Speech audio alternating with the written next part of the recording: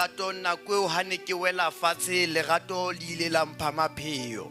Lerato butle. Ke re ke lwanetse ntho e thabisang empa dikgapha tsa ka di ile tsa wela fatshe empa nako ke khumama ka lengwele ke la re ngwanaka a ko mphe mapheo. Lerato butle.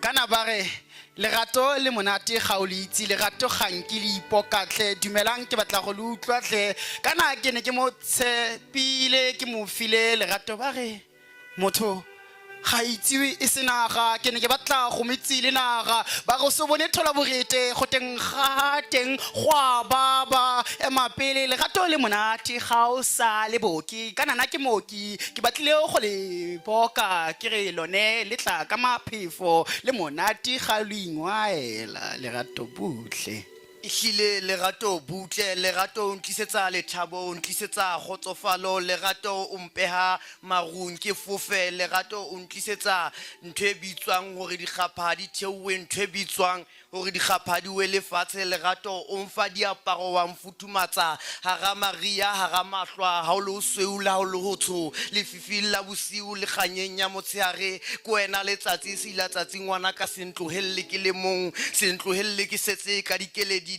ha di wele ka ga metsi di wela hodima diaparo marama a metsi lerato sinsi lerato ke setse ka wena fela lerato butle. Erile ke utlwa selelo sa moagisane a bua ka lerato kana taba tsena ke ditoro tsa ga mma lerato le ra lerato ke bua ka mma ditoro le ra ditoro fa bane ba bua ka lerato ba re o se bone thola borete go teng ga teng go a baba bontle bona le dibebeletswane ka rena kana o nkitsina ke ipitsa go pane wa moikapare le monate lerato lone le monate gang ke le ipoka le monate ga o le itse sentle sentle mpotse ke tle ke go bolelele ga magadima kwa godimo le monate ha le ile ntse o le itse lerato. When I listen to the song it reminds me that even though we are going through a lot we need love lerato le monate gonne nna ke le itse ke kwala ka lone ke le itse ke boka ka lone mme gare ga le ipoke le monate lerato le monate gotle ga le batla le badimo ba bile ka lotsone lerato go le monate le bone bo gopona bo ikapare ke bua ka bone bo nka dilahla ba dilatlile ga ke tsena wa reng le monate lerato ke re lerato butle. thank you bagolo. Thank you. Can we give them another round of applause? They are from the Northwest University. We did not procure them as service providers, but they volunteered. Because Bokamoso always, when we have things, he's there with us and he gives us this kind of services. That's a selfless gesture from him, always. Can we give a round of applause to appreciate that? Yesterday, they indicated one of his books was exhibited in the exhibition room. Yesterday, if you had opportunity to go there, you would have seen his book, and you must support him and buy it. For more information on the book, the titles, how much it cost, please contact him.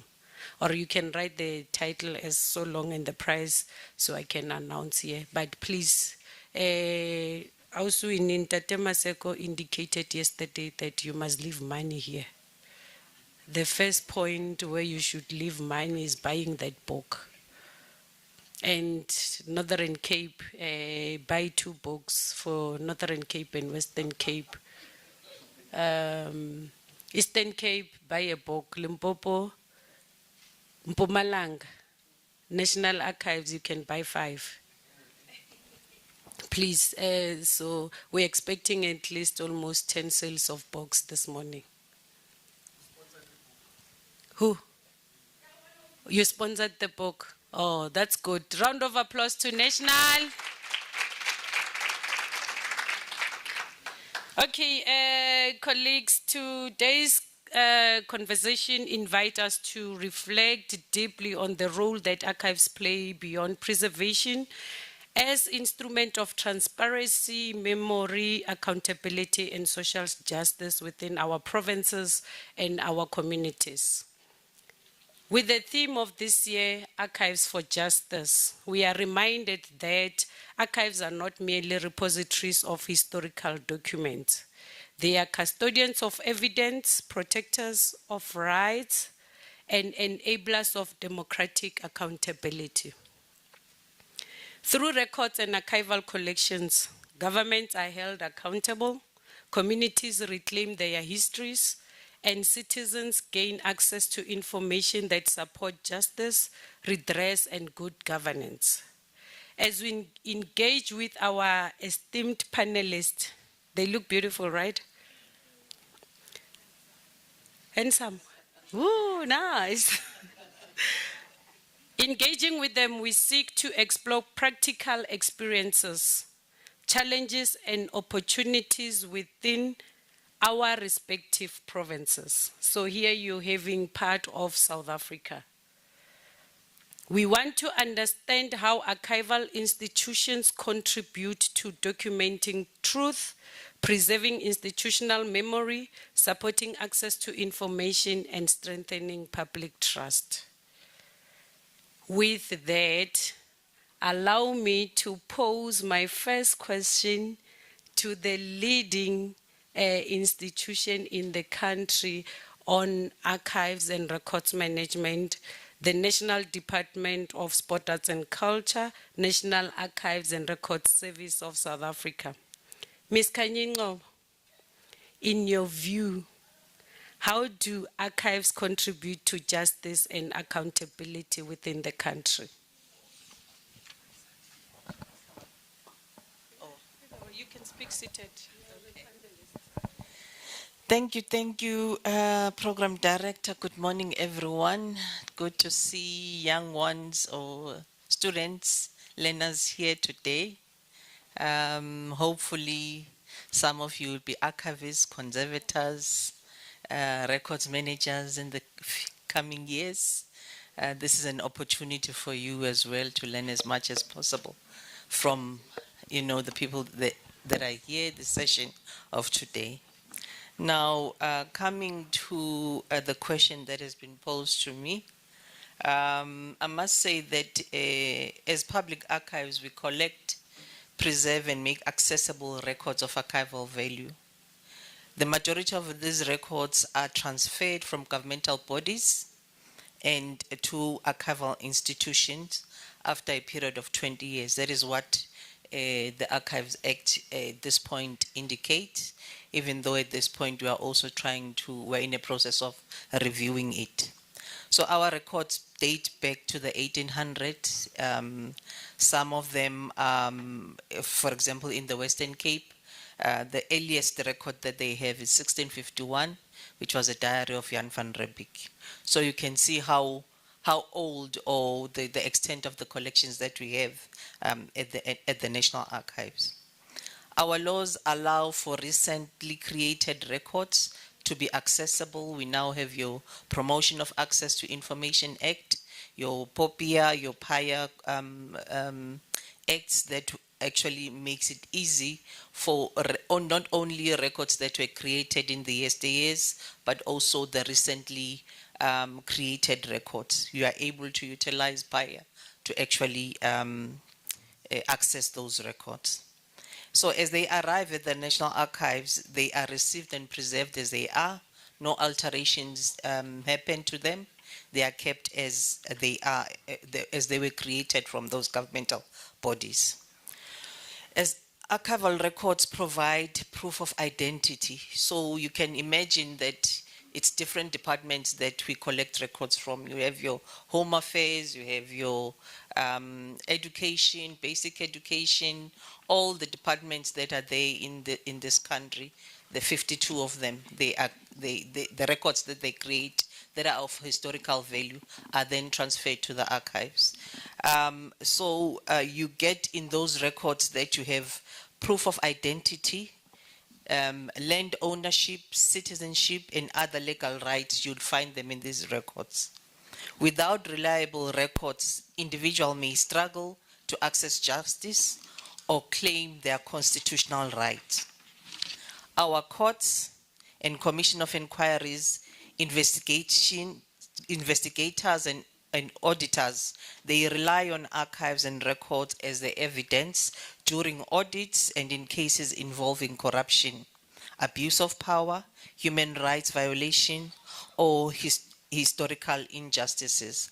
I think probably some of you have been following the Madlanga Commission of Inquiry, which actually try to unravel a number of issues that are taking place in our government. And at the end, those records are then transferred to the National Archives because that is where they are actually rightfully kept. You might be familiar as well with the Ahmed Timol case, Ahmed Timol was an anti-apartheid activist that died was in the police custody detention in 1971. During the inquest in 1972, the findings were that he committed suicide. I think probably in your history books, there are a number of issues that relate to anti-apartheid activism that had taken place in the yesteryears, your 1956 Women's March, your 1976 uprisings. Those are some of the records that we keep at the National Archives. So this is one of the cases that was also, that took place during those periods. And the inquest, as indicated in 1972, the findings were that he committed suicide. So in 2017, another inquest was conducted and found that he actually was tortured to death. The family utilized archival records to provide evidence of their case. Specifically, the dicta belt collection. We have a collection that actually recorded the court proceedings around the 50s and 60s. And that collection, actually, that is where they were able to actually conduct some research and use those records to actually find information that they could utilize in the case. If this record was not archived properly, justice would have failed the family. More than 5 decades, these records are still serve the purpose. So no matter when the record was created, as long as it is preserved accordingly in an archival environment, you are able to go back to it to check as to whether what transpired in those years and able to conduct research utilizing that information. So in that way, you are able to solve certain cases which you might be actually investigating. So archives help societies confront and understand their past in context of conflict, colonialism, apartheid, and political repression. Archives can document abuses and support truth-telling, reconciliation, and restorative justice initiatives. Thank you, Chair. Can we give a round of applause? I forgot to indicate that our panelists are timed. Each speaker has 20 minutes to respond to a question. Tatekola is our timekeeper. I'm not sure if you... So panelists, as and when you respond to the questions in your elaboration, please check Tatekola or stop Auyemi, whether done or not. And also, delegates, you will have opportunity to ask them questions. So if there's a point of clarity that you want, just write it down. You will get opportunity to ask them questions. Okay, Ms. Ngobo, you talked much on just this to say much of the records that are preserved in the National Archives in particular, they've assisted in solving different cases that will either be criminal or civil or either way. So you've given examples to also inquest issues of suicide. You've related to Madlanga Commission and all that. So I want to understand from you as a follow-up question to say, in practical terms, the concept of Archives for Justice, which is the theme for this year, challenges the archives and records management sector to move beyond traditional custodianship and actively contribute towards equitable access to information, ethical governance, institutional accountability, and social inclusion. It speaks to the responsibility of archives and records professionals to ensure that records are properly created, managed, preserved, and made accessible as evidence of actions, decisions, and lived experiences. So the archives and records management sector plays a critical role in supporting democracy, as from your argument, safeguarding collective memory and ensuring that the communities, especially those historically marginalized, are represented within archival spaces. So justice within the archival context therefore includes access to information, preservation of truth, protection against corruption, and the documentation of voices that may otherwise be forgotten. So as relating to your background that you have given in your initial response, what does Archives for Justice mean in practical term relating to the archives and records management sector? Okay, let me first say that without sound records management, it becomes impossible. So you need some records management to ensure that public official can be held responsible for their decisions. When records are missing or altered or inaccessible, accountability is weakened and opportunity for corruption increases. It is of utmost importance to ensure that records are properly managed from creation until they are transferred to an archival institution. Today, historical land records, you'd find the Department of Native Affairs records which we keep as the National Archives, which contains archives of chieftaincies and land. The deeds, the maps, the correspondence are often used to support land restitution claims by communities that were dispossessed of land. So archives provide community evidence, providing historical occupation and ownership. The National Archives work very closely with the Land Restitution Commission in tracing records that are utilized for land claims. Another example for archival records preserved at the National Archives is the TRC collection, the Truth and Reconciliation Commission collection, where archival records to this date are used to investigate human rights violations committed during apartheid. So I think in your curriculum, it also talks to the issue of the TRC. So in case you'd want to access that information, we are busy digitizing that collection now. You'd be able to access it online. So archives provide documentary evidence as indicated. The National Archives is actually keeping those records so that they are able to be utilized by future generations. So government files, police files, photographs, testimonies help uncover the truth about disappearances, unlawful detection, and political violences. We also see archives play a critical role in the commission, as indicated earlier, the Madlanga Commission. We have a number of other commissions that we have at the National Archives that are normally transferred after a period. So they providing documentary evidence needed to establish facts, trace decisions, identify accountability.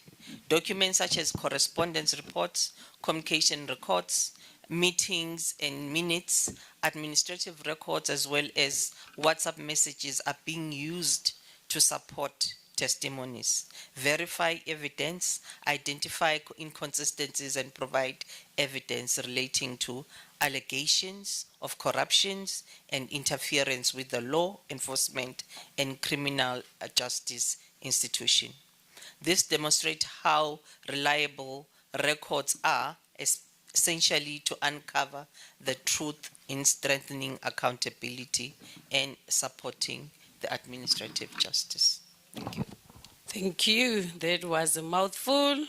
Another round of applause for her. Let me give you a break. Tate Mahalif, issues of access. While archives are meant to serve as accessible sources of evidence and collective memory, many communities still experience challenges in accessing archival records and information.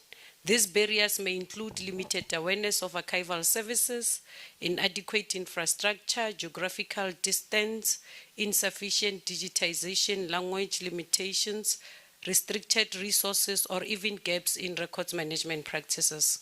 As professionals within the archives and records management sector, we are continuously challenged to find innovative and inclusive ways to improve access, strengthen public engagement, and ensure that archives remain relevant and responsive to the needs of society. So in Mpumalanga, what are the biggest barriers to accessing archival records in your repository, and what are the plans that you have in place to make sure that you address those barriers? Thank you very much. Dumela Makhaitsu. Dumela. Oh, yeah. Mabane khosile re bwestwana. A ke lo khona se bua ka content mara ke ka letse go leka. Jaga go ka ile lina la ga ngitse Mahalefa from Mpumalanga Provincial Archives. Fa ba re ke bokone bo prima nna ke tswa go letsatsi le tswante. So gato matlhale a tswa ko. Ha ke na bonnete ba gore go tla nna jalo. Fela re tla utlwa. Manganye, your question states, what are the biggest barriers to accessing archival records in your province and how are you addressing them? And thank you for that, because in your foreground, you have already touched on some of the issues that we intend to talk on. We are having 7 challenges, and we're going to indicate the challenge and the solution immediately after the challenge. So that's how we are going to go through this.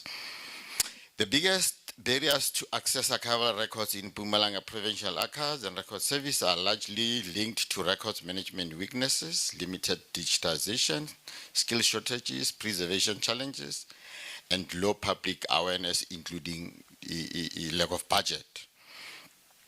We have identified through the inspections of our clients' institution the following key barriers and responses, because you will understand that as an archive repository, we have a unit, record management, that does inspections, go to institution on a continuous basis. That's where they then come across all those challenges.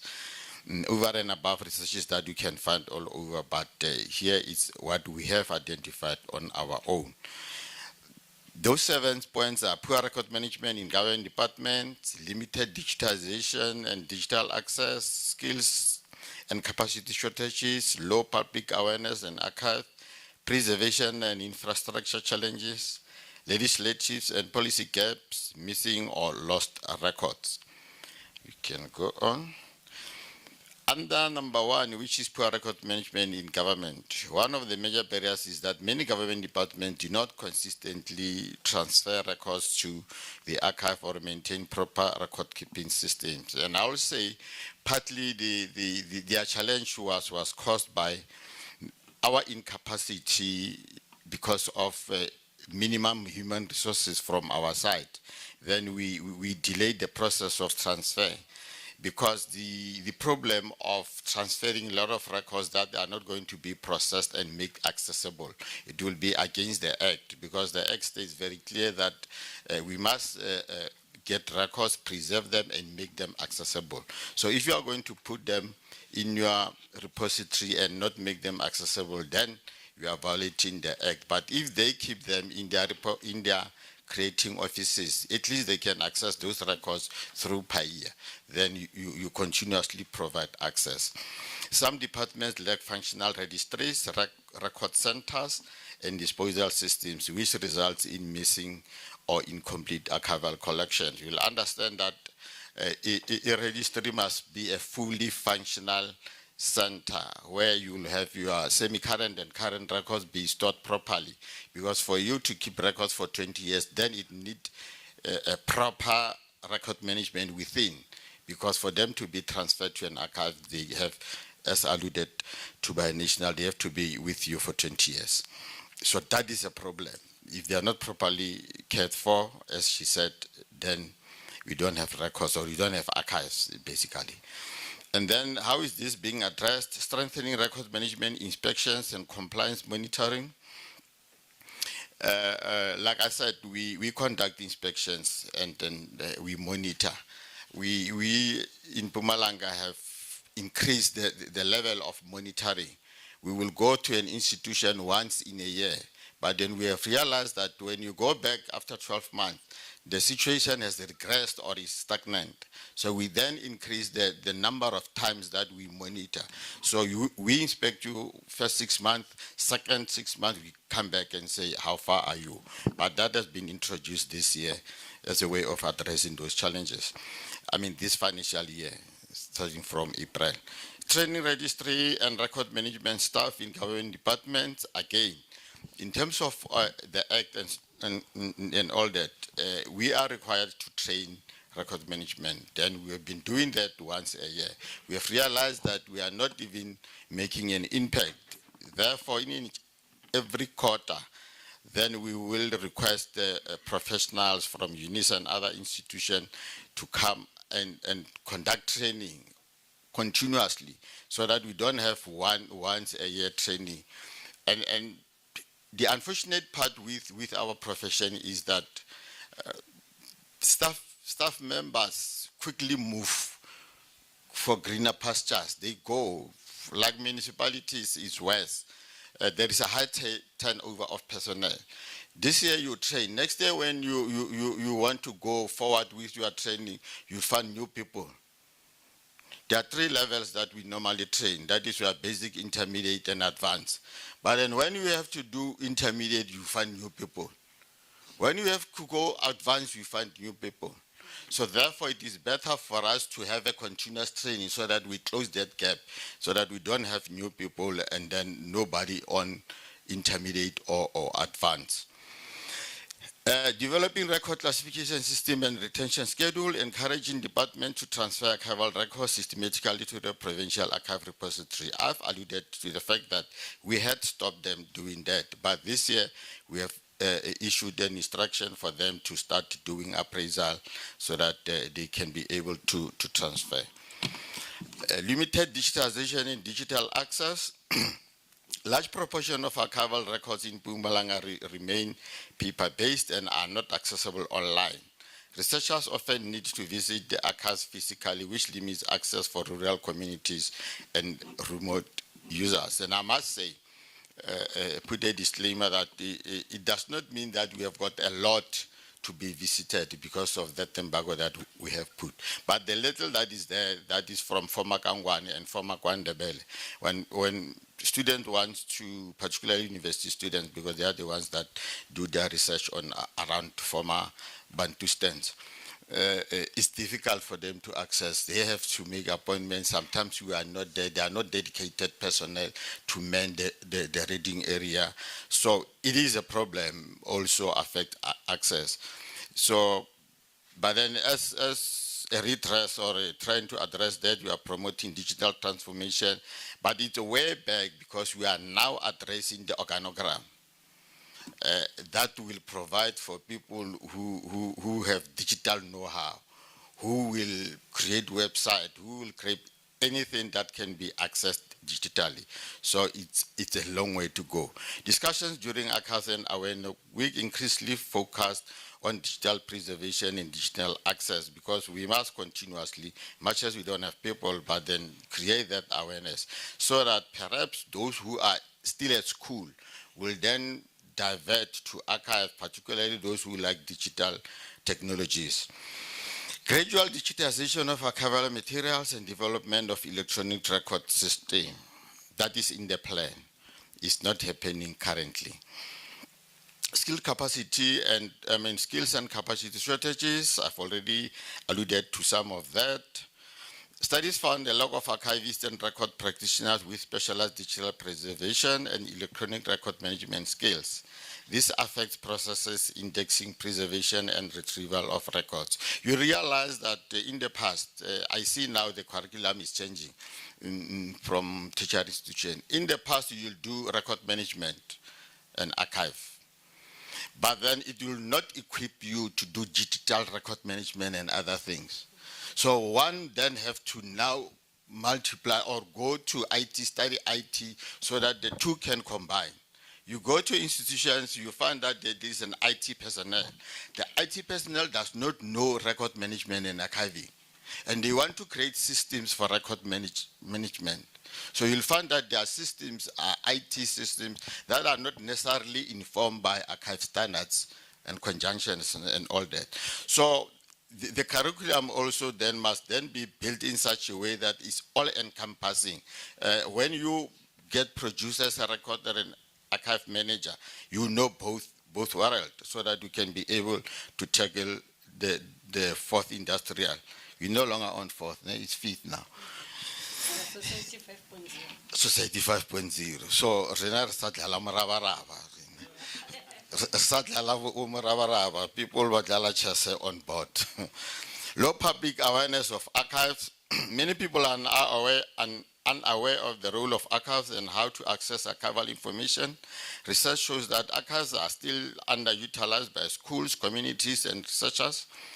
So even if we try to do our archives week, but then because of many limitations, including budget, you'll find that we don't necessarily reach many people. We are going out next week for this session, but then we have requested at least 100 people. And then you realize in a community that they've got maybe 200,000 or so. So much as we have on a quarterly basis archive awareness programs, but then they are not enough. Conducting oral history conferences and outreach campaign, that is one part that we do as a province. We have oral history conferences. We are issuing out calls for those who want to research and present to do that. I see Dr. Mutlamme there. We were talking about it. He once presented, he wants to come back. So I'm encouraging people to look into our website and come to the oral history conference so that we can increase access. Community engagement initiative and encouraging people to preserve and deposit community records. Because as we go out and do awareness, we then encourage communities to do their family histories and all that so that they can preserve with us. 5, preservation and infrastructure challenges. As in Mpumalanga, we have a very beautiful building, but then we have got a challenge with maintenance. How is this being addressed? Developing disasters. I'm jumping because I saw Kola is already flaking things. Developing disaster management and preservation strategies. Improving archival storage facilities and environmental controls. Using archival standard shelving and preservation equipment. And I repeat, I must say, our building, the Mpumalanga Provincial Archive building, is the best in the country. It is the best in the country. I've gone to all. I've gone to all repositories, and if you want to see the best, come to Mpumalanga.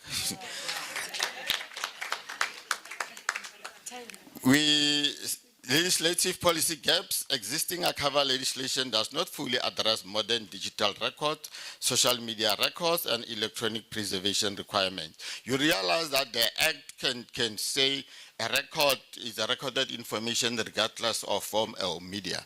And then that media and form, it will also include your electronic and stuff. But it does not go further Like now, our national head here was saying WhatsApp can be used as evidence and stuff. But then how do you manage that as record management? Do we have access to those WhatsApps and stuff? No.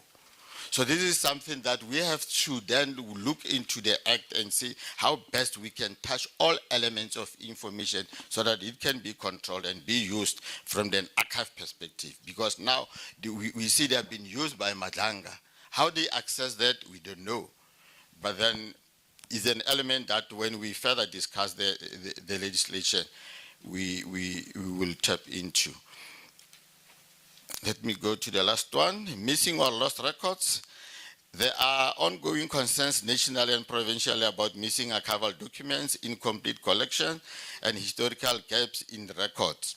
Yesterday, we listened to the message of support from Ohasa, where he made an example of the film that he was talking about. We also heard during the deputy minister's speech rendered by the MEC about the Bisho fire disaster.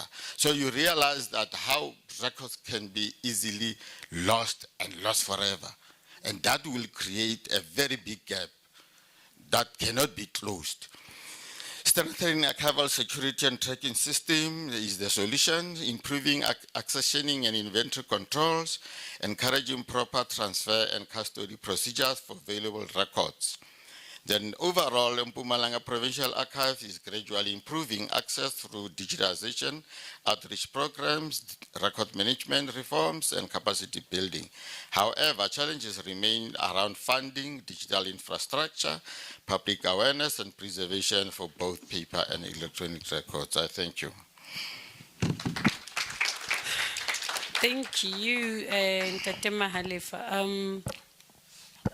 I will move away from records management a bit, but I heard in your presentation, you reiterated much on community inclusion and community engagement. So for many years, we can argue that archival collections across the world have often reflected the voice of those in position of power, while the histories,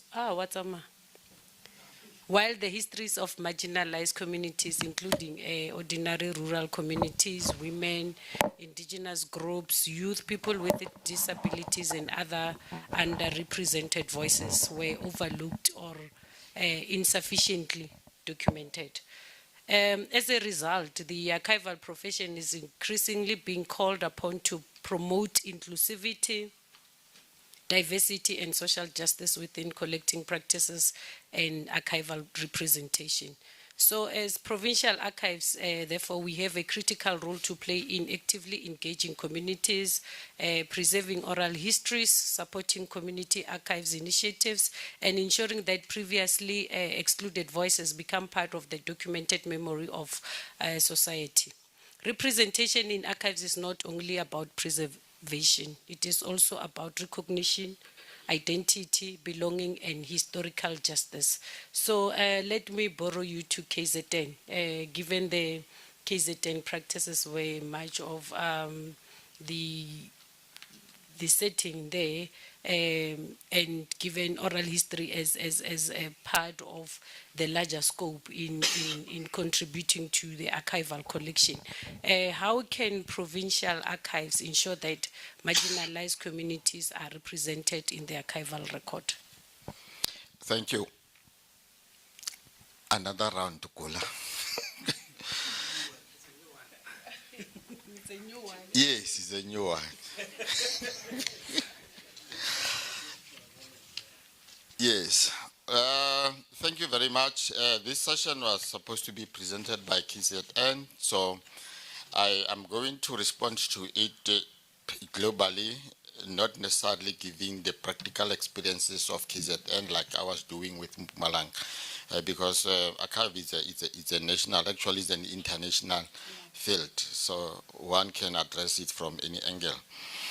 So provincial archives can ensure that previously marginalized communities are represented in the archival space by adopting inclusive, participatory, and community-driven archival practices. In the South African context, this is particularly important because many historical archives were shaped by colonialism and apartheid, which often excluded the voices of black communities, women, rural population, workers, youth, indigenous groups, and other marginalized groups. So here we have got the key issues that we will address here. Those are those 10s. 1, community center collecting. Provincial archives should actively collect records, photographs, oral histories, and cultural materials from underrepresented communities instead of relying only on government records. If we recall what the MEC for Limpopo said yesterday, he was talking about photos, taking photos and noting them. You are creating your own history. You are creating your own archives. So it should not be a far-fetched thing. Or was it the MEC or the HOD? Someone mentioned that yesterday.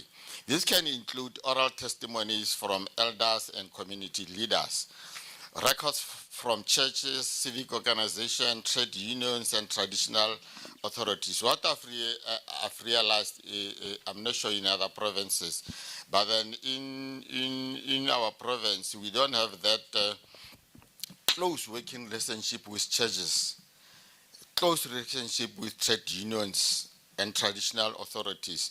Therefore, we must bring them closer together because they are the custodians of that information, and then our archives can be rich and they can be our partners. Family archives, community newspapers, photographs and personal letters, documentation of liberation struggles, protest, indigenous knowledge and local traditions. For example, in Mpumalanga, we always talk about the Lawfeld massacre.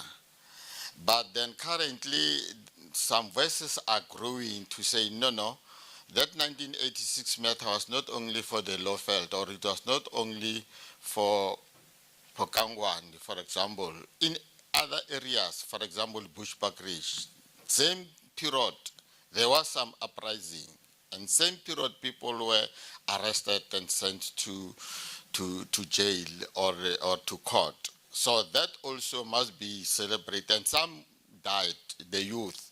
I normally see advocates says he's a youth of 1986. So that 96, that 96 era happened across the country, not only in isolated areas. But then we need to collect that, and so that we can have stories to tell in the future. Oral history programs. In the first presentation, I alluded to that. Oral history allows communities to tell their own stories in their own languages and perspectives. That is why I so much support what the chief or the representative from the House of Traditional and the Question leaders said. Language can be an enabler and can be a barrier. So some people can be quiet because they are afraid of speaking English. But then if you can allow them to speak in their own languages, they can speak from the heart and share with you valuable information that ordinarily wouldn't come out if they were using the borrowed language, like the one I'm using. I'm not so sure whether I'm doing it right, even myself. Provincial archives can conduct interviews with the struggle veterans, women, youth, and traditional communities. This was also informed by yesterday seeing the veterans here. I also wish that they can tell us how they were recruited, how they were sneaked out of the country and all that, those veterans who were here yesterday. Record stories about forced removals, land dispossession, migration, labor and community life. As I was coming down here from Mpumalanga, I saw a place called Putfontein. The history of that place is that people were moved from that area. Some were dumped in Ramatlabama. Today's Ramatlabama, people from that area were packed in trucks and sent there. So I don't know whether that history is there, Doctor. But because I read it somewhere, it must be there.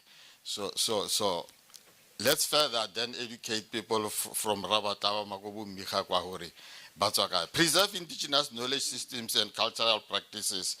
In South Africa, oral history plays a major role in restoring historical justice and strengthening democratic memory. Participatory archiving. Communities should not be subjects of archives, but also partners in shaping them. Because researchers go out and ask questions and leave them. They must, as they ask them questions, get that information. Also teach them how to, in record management, if I can touch a bit on that, we normally, when we conduct inspection, go to head office instead of going down to maybe if it is Department of Education, go to a school or go to a circuit, how records in a circuit office are controlled. So when you conduct the interview, you talk to a subject and you leave them as that. Some of the time you don't even give them the transcript to also look at. So we must then actively teach them how to become archivists in their own right, their own space, not professional as ours.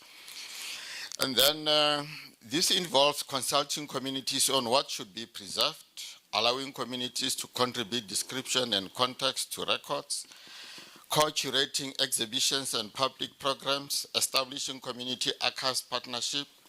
Participatory archives help reduce institutional bias and build trust between archives and communities. You know, each and every story have got another version.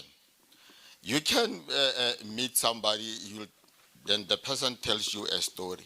Without corroboration and making sure that that story is the real story, you can archive wrong information. But then when you go to a community and get that story, they accuse each other or they contest each other, and then you'll get the real story. Because it's possible that somebody can give you a story that favors their part, only to find that it's a distorted version.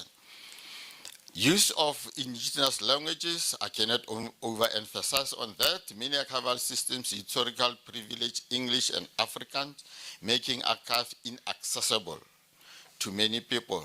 Provincial archive can improve inclusion by conducting outreach in local languages such as isiZulu, isiSwati, isiPedi, isiTswana, and Xitsonga.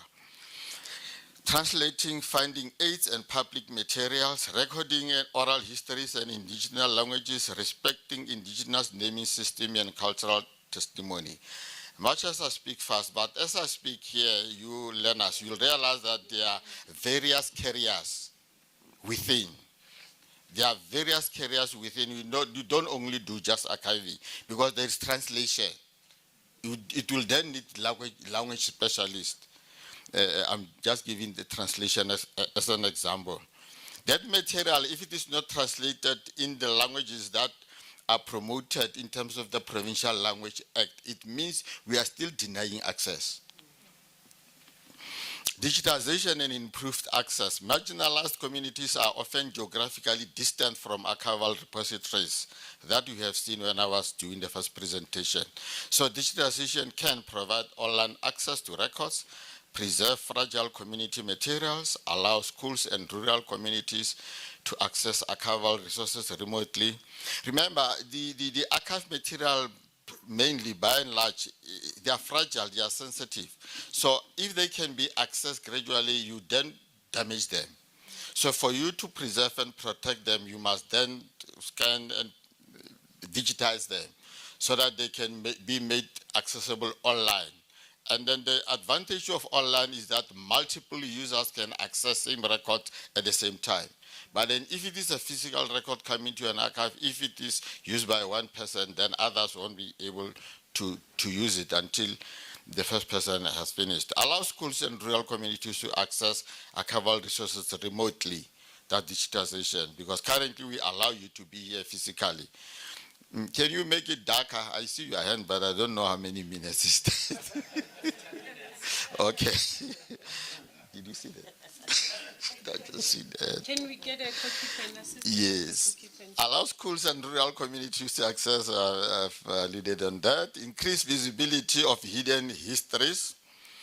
Mobile exhibition. You know, we were talking about with the facilitator, social facilitator. We were talking about the histories of a particular community where there is a fight for chieftainship. Is it chieftainship or for leadership? There are two groups mainly, and both have got their stories. Even government is conflicted on that. So it means there are certain hidden stories.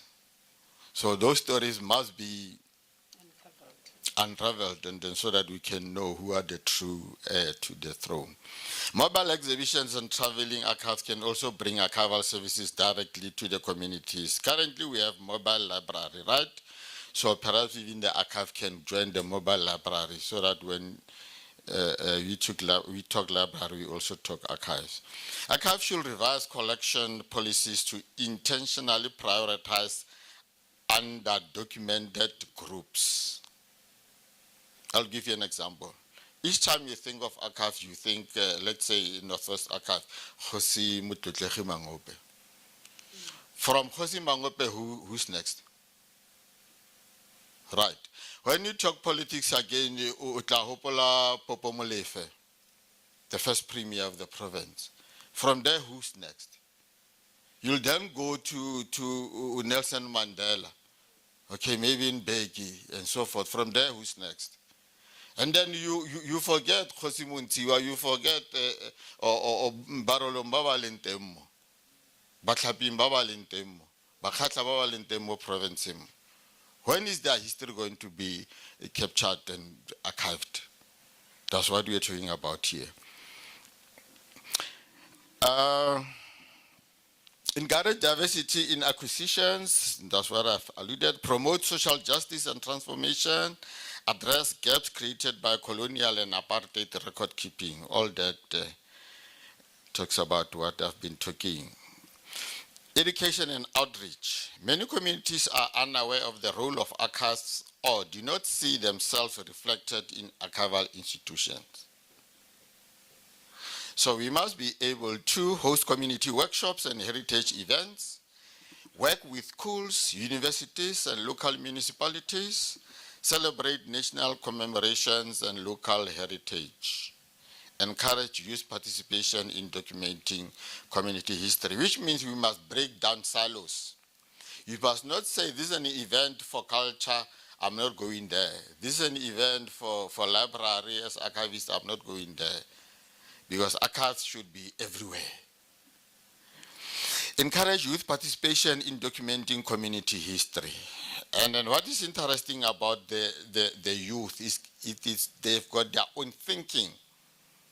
Their thinking is different from our old thinking. They can create access differently from what we are doing. They can make it fun for their counterparts because now we are rigid. What policy says, right, this is how I do it.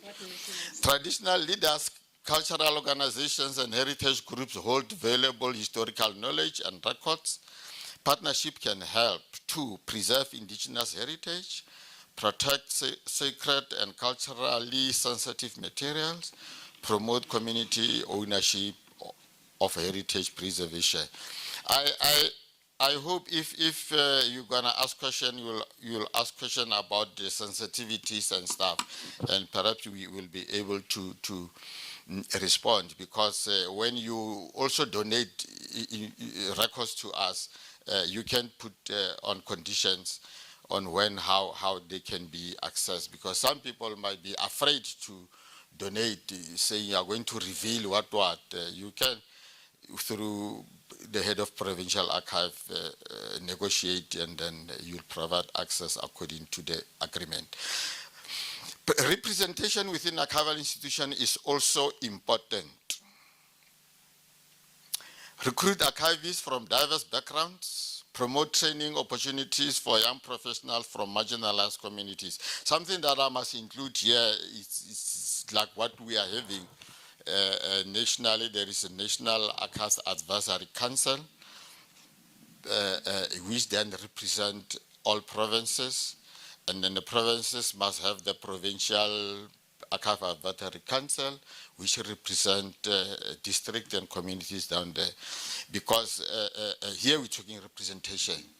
And that representation, how we can achieve that in terms of the law. In terms of the law, the Act stipulates that there must be advisory council, nationally, provincially. Therefore, we must bring it down to the people. Then promote training opportunities for young professionals from marginalized. Remember, initially I said, or earlier on, I said, when I was presenting, that my presentation shows to you how many opportunities in terms of careers are there. So therefore, you then realize that when you are multi what?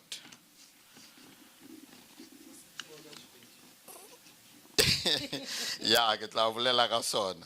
How recruiter mo di profession in tsotlhe wala re aka se tshwere di profession tsa intsinyana. So how recruiter yalo o tla khona ho represent everything that you want to have in your archive. Promote training opportunities for young professionals from marginalized communities. When we recruit, it's my secret name, my boss is here by the way. When we recruit, I insist, whether it's a learnership or not, even when the person comes from Mamitlake, having to do internship in Nelspruit, they must be considered. Because the archive is a provincial archive, it's not a Mbombela archive. Therefore, we must give access to people from far-flung areas to come and know about the archive and how government operates, and that is working well. Decolonizing the archive is a buzzword. In the university here, they are always talking decolonization. What is it? Decolonization makes challenging historical biases in how archives were created, described, and accessed. This includes reinterpreting colonial records critically. You know, if you can be critical about the Jan van Riebeeck that Mem indicated and spoke about, you realize that there are many gaps. You can ask yourself, for how can a country that was established with people being founded, but somebody came from somewhere, founded Cape Town. In 1918, 16. So all along there were no people. And then when you interrogate the history, it will tell you the first foreigners came here, get the Portuguese, Cabo 14 something. But then before the Portuguese, who was here? So we must then interrogate that, decolonize this history. Reinterpreting colonial records critically, acknowledging silenced histories, providing context for oppressive historical records, ensuring archive support, reconciliation, accountability, and democratic participation. In closing, where is that closing? Oh, it's this one. In South Africa, provincial archives have an important responsibility to preserve not only official records, but also the lived experiences of ordinary people. By embracing oral history, community participation, indigenous knowledge, and inclusive access strategies, archives can become spaces of memory, identity, social justice, and democratic representation. Ngiyabonga. Thank you. Yeah, I'm glad you are aware that you speak fast. And I'm doubting that Ntateko last time when it comes to you, it's moving. I doubt that was 20 minutes.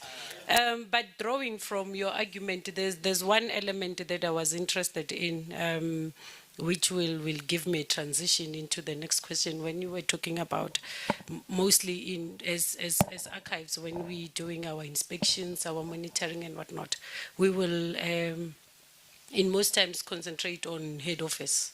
We forget about the district, we forget about circuits and whatnot. So I want to transition into my next question relating to that, posing it to Memati to say records are evidence of decisions, actions, policies, and transactions within institutions. So when records management systems are weak, disorganized, or neglected, and the consequences can be far-reaching. Poor records management can lead to loss of information, delays in service delivery, inability to trace decisions, weakened accountability mechanisms, and even failure in protecting citizens' rights and access to justice. So in many cases, community rely on records to access social services, prove identity, and then also claim their benefits, resolve disputes, and hold institutions accountable as per legislation permit.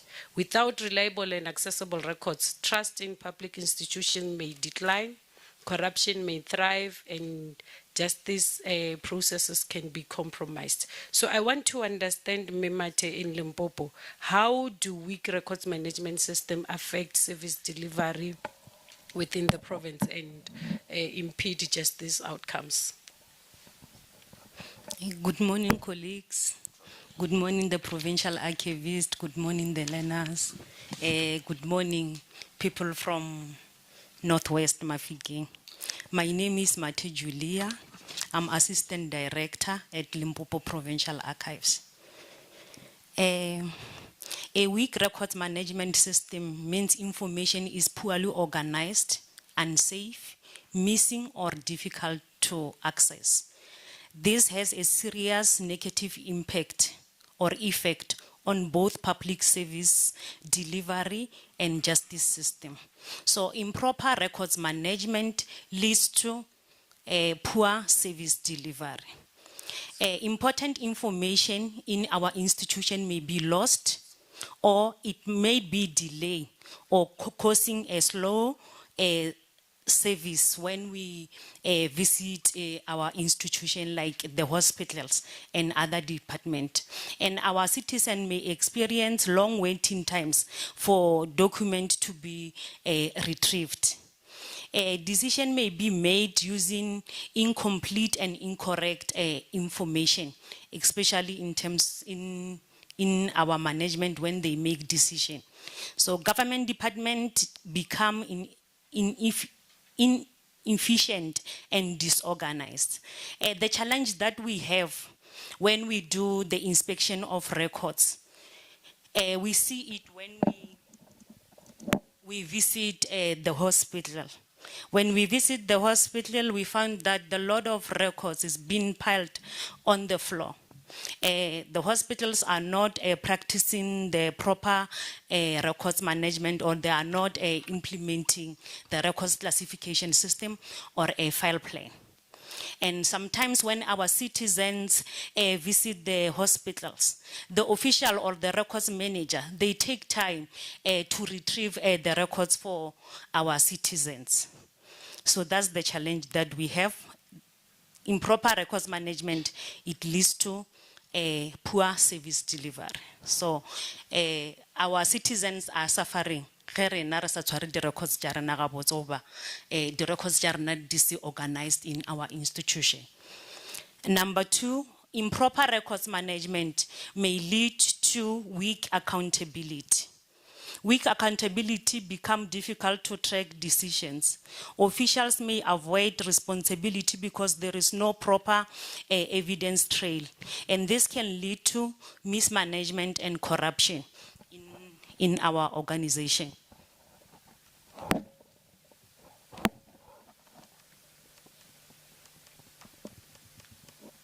So the challenge that we have in government department, the records of how funds were used for community projects are not properly kept or are missing. We see it when we visit the financial registries. We find that the records, some of the records in the institutions are missing. Officials cannot be held accountable because there are no evidence trail of decision. As a result, money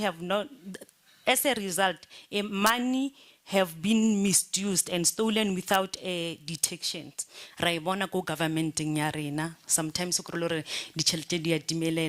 and if personally a proper records management, repalla go trace the correct information.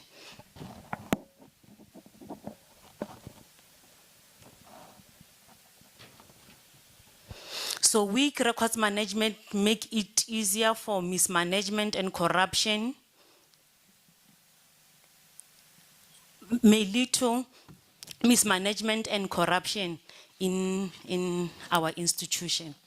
Number 3, improper records management have negative impact on justice outcomes.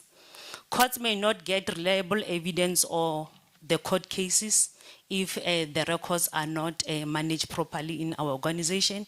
Important case file can be missing, incomplete, affecting fair judgment. Justice becomes slow and less reliable. In example, a court case may be postponed because the evidence records are lost and not properly filed. Sometimes go ya court, some of dockets are missing. It's because of improper records management. So improper records management can lead to a loss of public trust. If we are not managing our records properly in our organization, the citizens may end up not trusting our government. Citizens may lose confidence in government institution because people no longer trust that government will provide the good services to them. Services is seen as unfair and reliable.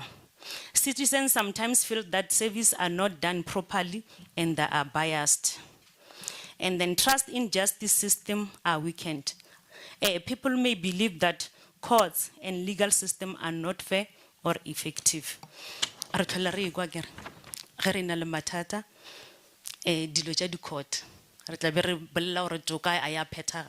is because of improper records management. So, as Limpopo Provincial Archives, the biggest challenge that we have is on local traditional authority records. So currently as Limpopo Provincial Archives, we are working with COGSTA to conduct the records management training. We are training all records managers from all the districts. We are working with Woma Mutweni. We conduct inspections. We also visit we are not conducting the inspection in departmental government in town.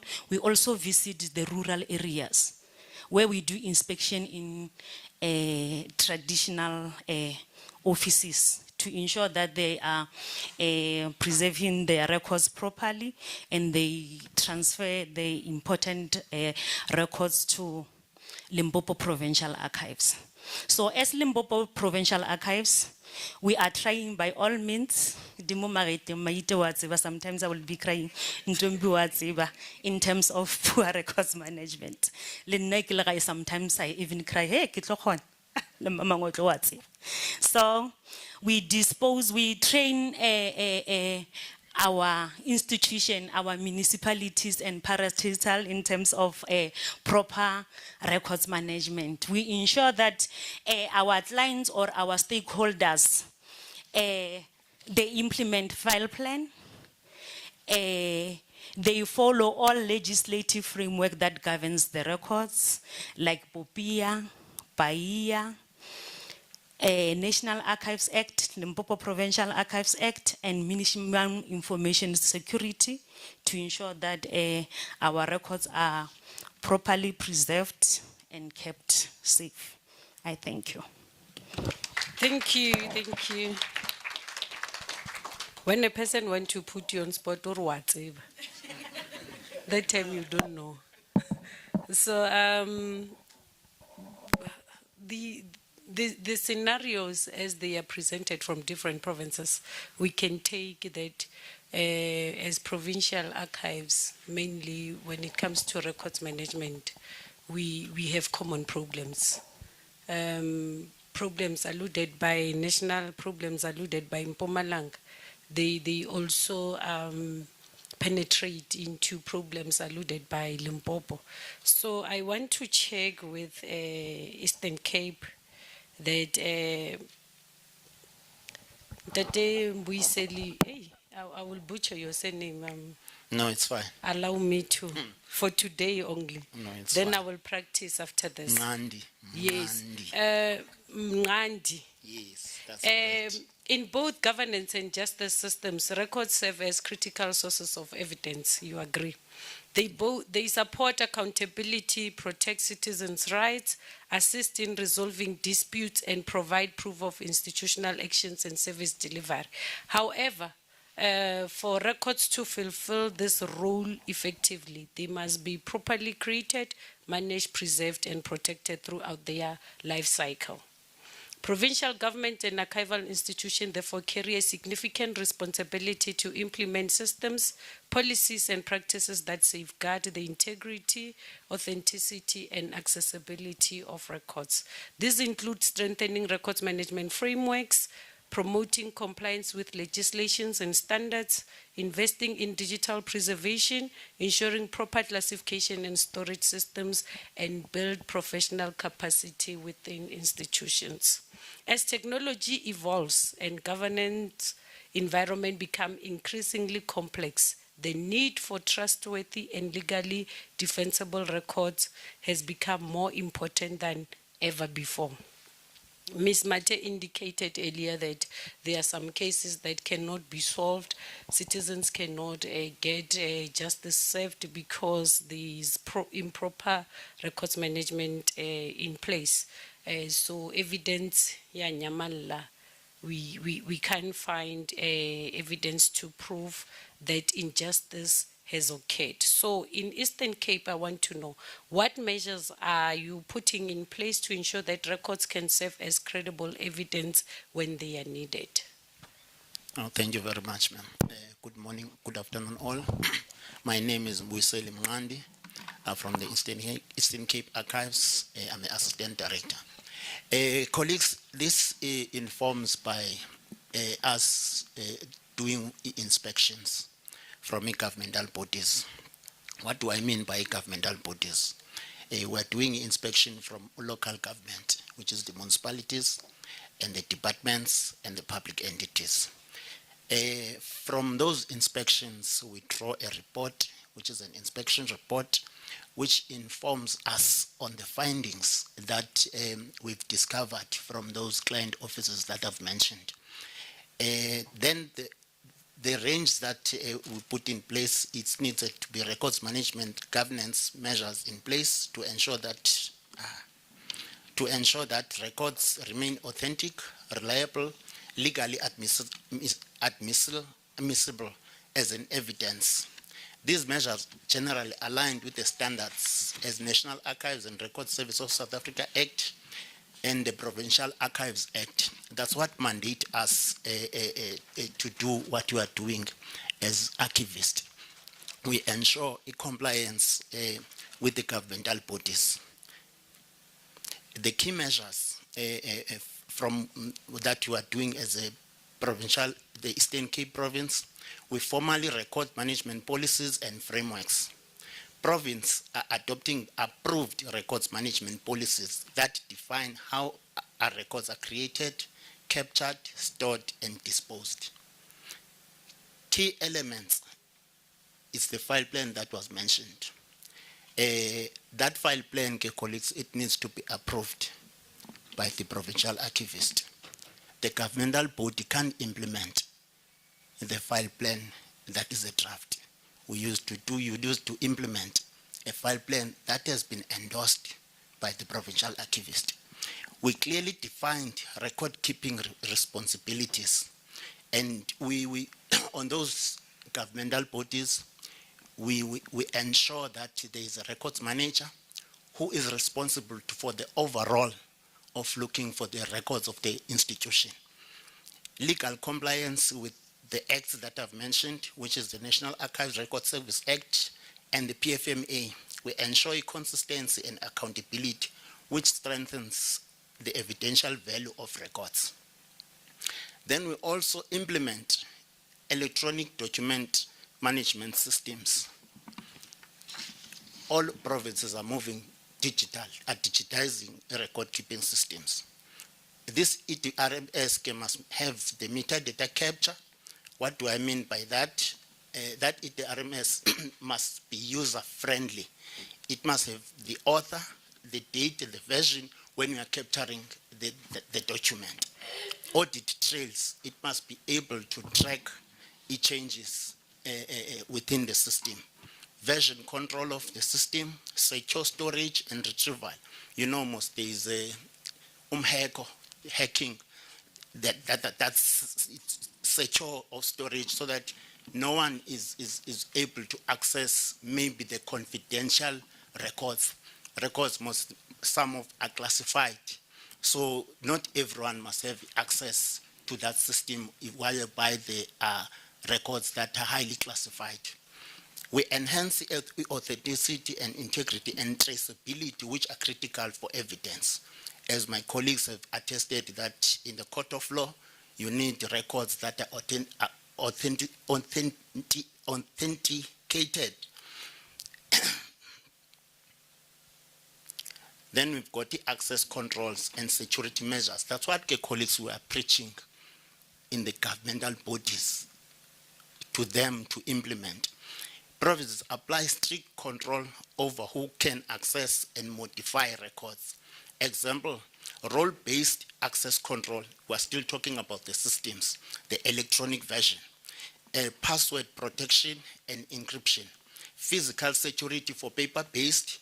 There must be there must be storage rooms that are locked so that not everyone is got access. Only registry staff or authorized personnel that got access to those records. Control the registries. Registries, it's only registry staff that are allowed beyond. At a registry, learners, you'll find there will be counter. If registries like this, then it's not complying with the record standards. It needs to have a counter, a burglar, so that only registry personnel that is behind that counter. No one that is allowed to be behind that counter because registry is keeping a critical information. Then we've got the retention and disposal schedules. Records, they reach, as my colleague says, there is creation up until it's transferred to an archive. Then it happens in two ways. There's transferred to archives, there's destroy, or where ones that don't have the archival value. Not all records got in archival value. Those ones that don't have archival value, there are retention periods that at a certain period after the auditing, whatever has happened, you need to destroy those records. Key practices, timely disposal of obsolete records. That needs to happen on timely because records are generated each and every day. So if you don't dispose of your records, you'll find yourself not having a space in your institution. Preservation of records with enduring values, those 820 records that I've mentioned that needs to be transferred to the repository that have an archival value so that whenever the next generation can know that at a certain time in our history, these events took place and you're able to reference one of my colleagues mentioned about the land records, which are more critical. It's talk about those records get that archival value. Then we talk about the digitization standards and trusted digital copies. I don't want you colleagues to leave you behind, especially the learners, when we talk about the digitization. Because on your mind, you'll have an idea that digitization, you just take a record, you just digitize. No, there's a process behind a digitization, which is you need to arrange and describe those records, to sort those records, even before it gets to the scanning. You don't just take a file and you just, boom, you go into the scan, you just scan. There's a process, as I've mentioned, you arrange and describe, you sort those records, then after that, you can go and to do scanning. Then there's audit trail. system including audit mechanism. You know, most the Auditor General, whereby we are audited as governmental bodies, as departments. Auditor General, when it comes to our departments and institutions, he must find the records which are authenticated, are genuine. It can prove that this transaction took place. So that's what I mean, to track that audit trail of the transaction that took place within the institutions. Then there is training that we preach, that we must train our governmental bodies. Staff are trained on proper records management practices, records handling procedures. My dear colleague mentioned here that if you handling documents each and every day, they might be damaged. That's what we are saying to them, that the proper handling of records, the legal implication of poor record keeping, use of digital systems, they reduce the colleagues' human error and strengthen the credibility of the records. Then there's, you know, Mosem Tata, the archives, has been banned, of which the colleagues, let me be honest, currently at the Eastern Cape, we don't have a disaster recovery plan. Few institutions that got a disaster recovery plan. We are still preaching to them that they must make sure that they've got the disaster recovery plan. And also in terms of the EDRMS that I've mentioned, it's only the municipalities, not all of them, that got EDRMS. Departments, none that has got the EDRMS. They are still on paper-based. It will be new. It's none that departments that have the EDRMS. We are still on a paper-based records. So I won't come here and lie and say, no, we've got the disaster recovery plan. But we are on the line to implement that, to do that. Compliance and monitoring of audits, regular internal audits and inspections are conducted, as I've mentioned, by Provincial Archive Services and by Auditor General and internal audit units. I'm worried, my time, I'm told it's up. Oh, I've still got 10 minutes. Then there is the alignment with illegal and evidential standard. Provinces align with laws such as Electronic Communication and Transaction Act. That's what we are promoting to the governmental bodies, that they must endorse the ECTA and the Promotion of Access to Information Act. You know, colleagues, you can be given information by this piece of legislation, or you may be denied. But if you are denied that information, reasons must be provided as to why that you cannot be given that information. As for the Promotion of Access to Information Act, you've got the right to have that information, but bear in mind, it happens in two ways. It can be granted, it can be denied. But whenever it's denied, they must provide the reasons, written, as to why you cannot be provided that reason. For an example, you went for an interview. It's just for your information, colleagues. You went for an interview, you find yourself that you were not successful. You've got the right to know as to why that I was not whilst I've performed. That information you've got the right to be given. Then there's protection of personal information. As much as we digitize,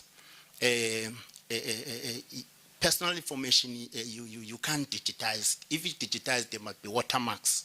You cannot publish the names of the people, the ID numbers of the people. You put watermarks, or so that whoever is viewing that does not know that Museli Mngandi committed this, what and that and that and that. We have one with this ID number. You watermark, you shade those, so that they must not be in the public domain.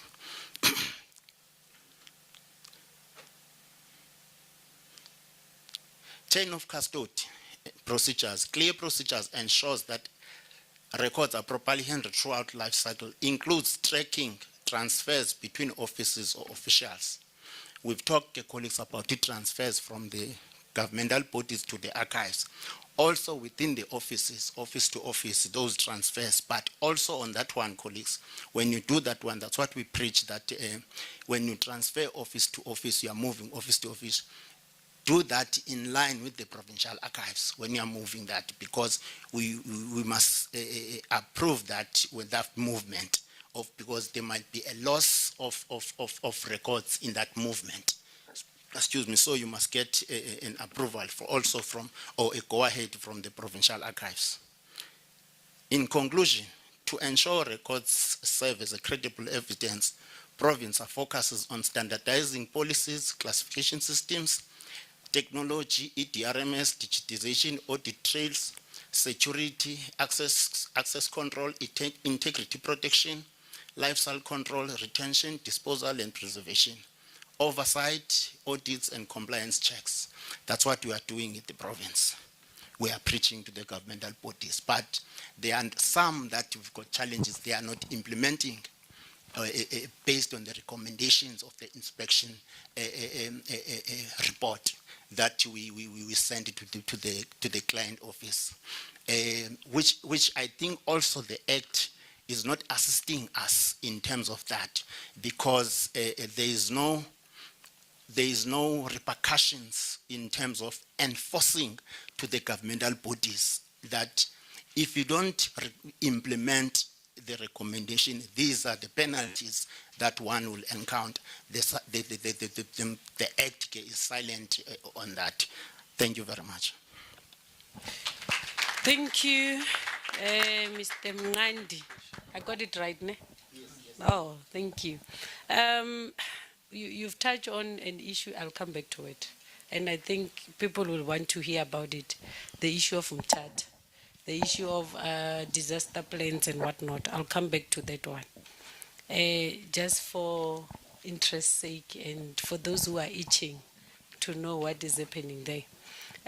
But the reiteration, it's digitization, which almost all panelists have talked about, and from that then we get to realize that digitization has created significant opportunities for archives to reach wider audiences in terms of access, and also to protect fragile collections and provide faster and more convenient access to information regardless of geographical location, as Ntate Mahalifa was indicating.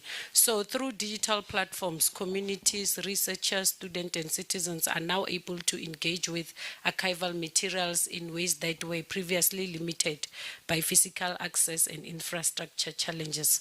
So at the same time, digitization also presents new challenges and limitations. Issues such as inadequate funding, you have a lack of technological infrastructures, digital preservation risk. Tate Mngandi also talked about cybersecurity concerns, the limited internet connectivity and the digital divide that can affect how effectively communities benefit from digitized archives. So in some cases, if certain communities may still remain excluded due to limited digital literacy or lack of access to technology. So as professionals within the archives and records management sector, we are therefore challenged to ensure that digitization initiatives are inclusive, sustainable, and aligned with the broader goals of access, accountability, and social justice. So I want to hear from you, Ntate Mawi, in the Northern Cape, to say, how is digitization improving or limiting access to archives in your province? Good morning, Program Director, my fellow panelists, and to save time, everyone that's present here today. And an amazing welcome to our learners. And I think that you are the most important people here going forward. Why I'm saying that, it will be wrong of me not acknowledging Masimpe. I came here wet behind my ears, not really informed about records and archives. And I must say this is the province that taught me in detail what is archives management, what is records management. So it wasn't for her leadership and her guidance, advice, and a strictness sometimes. I used to be a naughty young man. I am where I am today, but ke a leboga, Masimpe, about that. Back to your question, remember I'm sitting here with two Capes colleagues. It's Western Cape and Northern Cape. So what we did during our discussion is that we said we should look at it from a practical experience or practical perspective. The provincial archivist from Western Cape is Ms. Nomaza Dingayo, and my name is Marvin Mabi, as the program director have rightfully mentioned. We did it actually together. We combined the presentation for the both of us. You guys will observe that within the table of contents, we talk about how digitization limit access to archives in the Northern Cape, and how digitization improve access to archives in the Western Cape. And we have a few conclusion and recommendations, because the next slide tells us about the digital divide. Some of the panelists mentioned that there's quite a gap between the have and the have-nots. It's not only about financially or access to resources and so on. It's also within our field as well. Hence, we decided to combine the two. And for people that have perhaps never been in the Western Cape or in the Northern Cape, although I heard from Mpumalanga, their building is so beautiful. Look at these two beautiful buildings in front of you. I think these are masterpieces. And yeah, the one in the Northern Cape was actually opened in 2014 by our Honorable Premier Sylvia Lucas. And that's only the first phase in Mpumalanga. We still have a second phase and we still have a third phase. So I don't know what you're going to say about that. And the one in the Western Cape, colleagues, it's a building that was converted into a state-of-the-art repository. It's a very old building. It comes from the 19th century. It used to be a prison, and it was closed in 1977. And it was turned into a state-of-the-art repository. The facility houses over 43 kilometers of shelving of historical documents dating back to Nagotsaga Jan van Riebeck. So all those colonial records are there from the Netherlands and so on. Just to give people a background, I think it's important as we are sitting here, colleagues, to remember that even in the presentations of our leadership here, the MECs, they mentioned we must have an identity of where you come from and where you're going to. And I believe it's the same with the Western Cape and the same with the Northern Cape as well. We have actually a very rich history and cultural heritage. We house variety of records from indigenous communities, churches. The missionaries played a very big role, Maliva, in establishing communities and making sure there's order within our communities. Going forward, the Northern Cape aims to preserve local history and many historical records for the province. And I think it's also important that since I said the Northern Cape only built a physical structure, the repository in 2014. Hence, our records are sitting here next to my neighbor, Eastern Cape, and they're in the Western Cape, and some are even here in the Northwest. When I worked here, I used to see records from Okrumang, Batlarusu, those areas. So once we reach that stage where we can have phase 2 and phase 3, we will definitely have to repatriate our records to where they belong. And if you go to some issues, back to your question, Program Director, in our province, my colleague said we must be honest and not lie here. Yeah. We're also facing challenges when it comes to digitization of archives. It's a buzzword nowadays. Everybody is using it. Digitization, it's a new trend. But we don't know, it comes with a lot of challenges, comes with a lot of responsibilities, it comes with a lot of maintenance and sustainability and so on. And the Northern Cape, we don't have a digitization unit for now. We don't have an active digitization unit, and there's no capacity if it comes to digitization. We have no funding for that as well. However, we don't sit and fold our arms as a province. And I think I need to mention it. I started at the Northern Cape Archives in 2024. So yeah, we are really working on this. However, with the support of our Director for Library and Archives, and we have a wonderful acting HOD, Advocate Tulani Binase, he's really supporting records management and archives. So thus far, we have a strategy. We have a digitization strategy for the Northern Cape, a draft one. And as we speak, it has been presented to our ExCo to ensure that we get the funding that we budgeted for.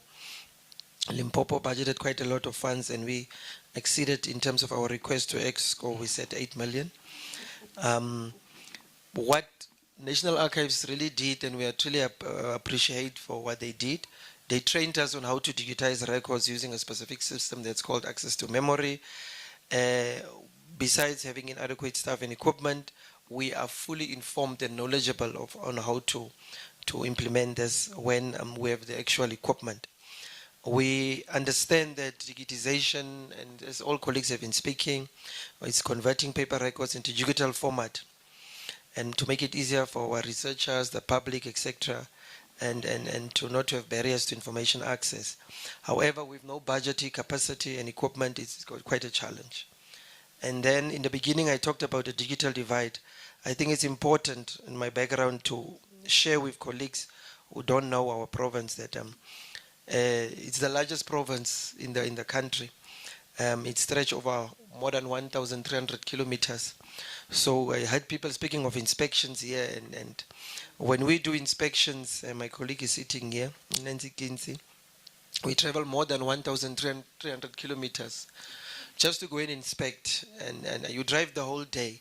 So those are just some of the barriers, and we are very rural. It's where the digital divide comes in. There are places like Bokomachas, Patsonervater, Sofer Bay, and it's very, there's Namakwa, we have 5 districts. I think you can see it, some of the districts and the places there. People speak Tswana, Xhosa, we're actually multilingual there, Afrikaans and English and so on. So I can verschrikkelijk mooi Afrikaans praat. And that's the advantage of this beautiful large province, and it's rich in culture. However, the challenge that we have will be with digital networking. The challenge that we have with the access to resources. Somebody from Nowport, don't forget we have a sea as well. It's in Nowport. For somebody to access records in archives is quite difficult, because you can't travel 1,300 kilometers to access. So those are the challenges that we are having. Perhaps we must looking at what Eastern Cape has. They have 2 archives or 3. KZN has 2, so also 3, yeah, because of the magnitude of our province. And I thought also it's important that as large as our province is, it's important to know that we have only 6 staff members. It's myself as the provincial archivist and 2 ADs, and we don't have professionals. Our professionals touch base. We are a learning institution like Northwest. They touch base and then we leave. They touch base and people leave. But with the minimum of capacity that we have and the passion that people have, we can quite do a lot. I see my colleague, my enemy just stood up there. But anyway, in terms of the Western Cape, I think I touched on it, that they're having records from 1651 as we combine the 2 presentations. I should have got 40 minutes. One thing about the Western Cape, they are actively digitizing. They are far ahead with coming to digitization of records. And they're even assisting the Eastern Cape they're having a project where they assist the Eastern Cape to digitize. They have the funds. Luckily, they had a collaboration with international partners from Netherlands to give them money. So you need to go out and look for money when you go into this process. And there's a lot of behind-the-scenes access that they are providing to us. They are one of our benchmarking archivists. We've been there several times to look at what they do and how they do things and going forward. But there's a lot of challenges when it comes to that you need to embrace when it comes to digitization, as my colleague have rightfully mentioned. It's just not that easy. I think I've touched on the partnerships where they got money. I've touched on they allow you to go and view. I think some of us, in my case, I've never seen digitization equipment or how does a scanner look like of that magnitude. So to digitize specific type of records, formats of records. So it was quite interesting to go to Western Cape Archives to see that. And I think in the Free State also, they also does that. And fortunately for us in the Northern Cape, we have an institution that we are collaborating with. It's called Africana Library. They are way ahead in terms of us, in terms of having this kind of equipment. And this is just an area just to show you the Western Cape, the different the districts that they're having. I think they're having 6 districts. And I'm trying to bring it back to everyone who's sitting here. Perhaps you want to understand why all this background. It's important to understand the differences between the provinces. Western Cape have inherited an archives. Northern Cape had to build one in 2014, so we're way behind. But we're going to get there where they are. Western Cape they're actually a directorate. They are much larger. They're having more than 15 members or more than 8 members, 8 to 15 members, only digitizing records, while we don't have that. So we need to look at that before you can answer questions like what is digitization, where are we heading, and so on, and these challenges. As I said, we have a draft digitization strategy. The same with the Western Cape. They have a digitization policy, and our definitions are coming from there. Ours is straightforward. And I think the aspect that our learners must know is that what is digitization? It involves the conversion of physical documents, records, artifacts into a digital format. You take a page, you scan it, and you have it electronically, to access it electronically. 10 people can share it at the same time. You can share it from different points within the country or in the world. It makes access very easier, and it also assists with long-term preservation, which has its own challenges at the same time. And this is a definition of the Western Cape. It's more or less the same. It's about preservation, it's about access, about security, and ensuring there's continuity in terms of delivering a service to the community. The advantages of digitization, I've touched on it. The issue, it's faster, it's easier access. Remember I talked about places like in Northern Cape, there's Port Nolloth. We need to travel there, but these people can access the records once we reach the stage of digitization. Hence, this is one of our priorities, one of our strategies for this year, to ensure that our leadership ensure that we have the necessary funding to start with this process. If National Archives have set the foundation already.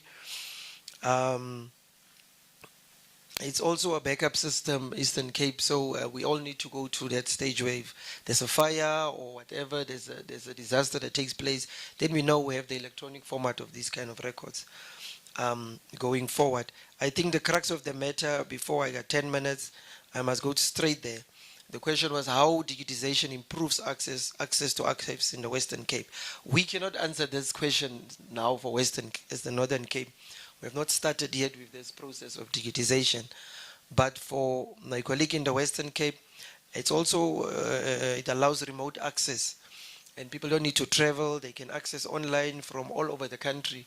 And there's specific records that are quite popular in the Western Cape. It's called the Master Rolls.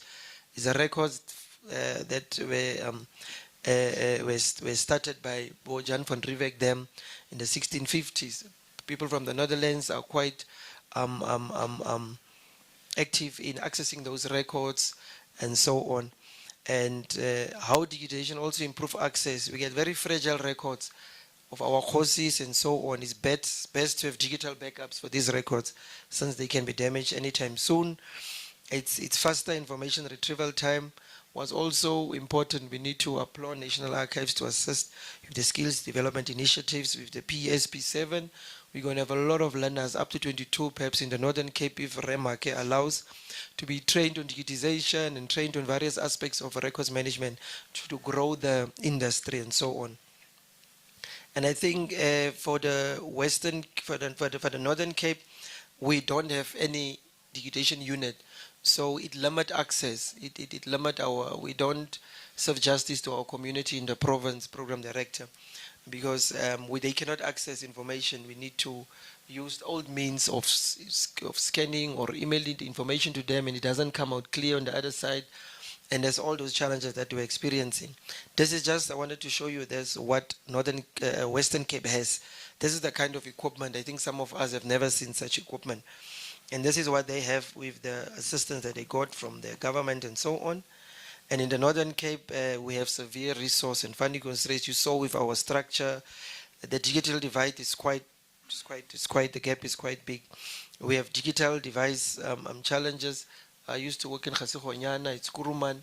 I had to use my Gmail, and for as long as I was working there, because of the digital challenges, because of the network challenges, your phone won't work if you are in Lijweli Puto. You must go to a different area to get access. So those are the challenges that people has. So our scenarios are quite different when it comes to digitization, and that's something that we must remember. I think Languza was there from National Archives, and he saw we have these dicta belts, we have these video cassettes of Brenda Fassie, them. Those are the kind of type of formats that we have, and we have this kind of folders, and these are the kind of records, colleagues, that we want to digitize going forward so that everybody can access this information. And in conclusion, timekeeper, digitization, it is not a neutral process. It improves access for those with the necessary resources and funding, but creates barriers for us, like in the Northern Cape. And it's a compulsory, I think it should become a compulsory resource and funding to inculcate functional digitization sections at all provincial archives across the province, especially the ones that have inherited, the ones that have not inherited provincial repositories. It actually strengthened the implementation of electronic preservation. In the Northern Cape, there's a lot of client officers that have they use electronic records management systems, Masimpe, but how do we migrate the information that they've created thus far to the province? We can't, unless we come to that level. Hopefully, there are people here in the audience. I hope you invited possible donors, program director. Perhaps they can stretch a hand out to the Northern Cape so that we can start with this process and so on. Institutionalize records governance culture. I think for our politicians and to administrators, if they can do what the apartheid government did, they made sure they kept their records and distorted our records as the black people. So I think it's now our time, and for our leadership, to have records of Matlapi in Northwest. She must start to invest in the process. Oral history of records management and archive in general. Otherwise, after 50 years or 20 years, we won't even know that she ever existed as a person. And then finally, colleagues, in conclusion as well, we must prioritize training to our learners. These are the kind of subjects that must be at schools now. Metadata, digitization, knowledge management, and so on. And nowadays, it even affects our families in terms of how our young kids now socialize with us. So we need to invest in what they feel it's a priority for them. And we must have clear policy frameworks in terms of how you're going to deal with long-term preservation, in terms of migration and so on. You talked about the processes when it comes to digitization. There's a lot of processes before and after. And it's a continuity, it's a sustainability issue of how you're going to regulate it, because to digitize the record is also very fragile and it's high risk. You can't digitize and dispose those records. Tomorrow you have lost both documents. Yeah, and these are just some of the information service standards that we use to ensure that the processes that we use to migrate records conversion and do migration of records. I've been very long, colleagues, Ntate Mahalifa, apologies for that. Thank you, Program Director. Thank you. You were too long and necessary.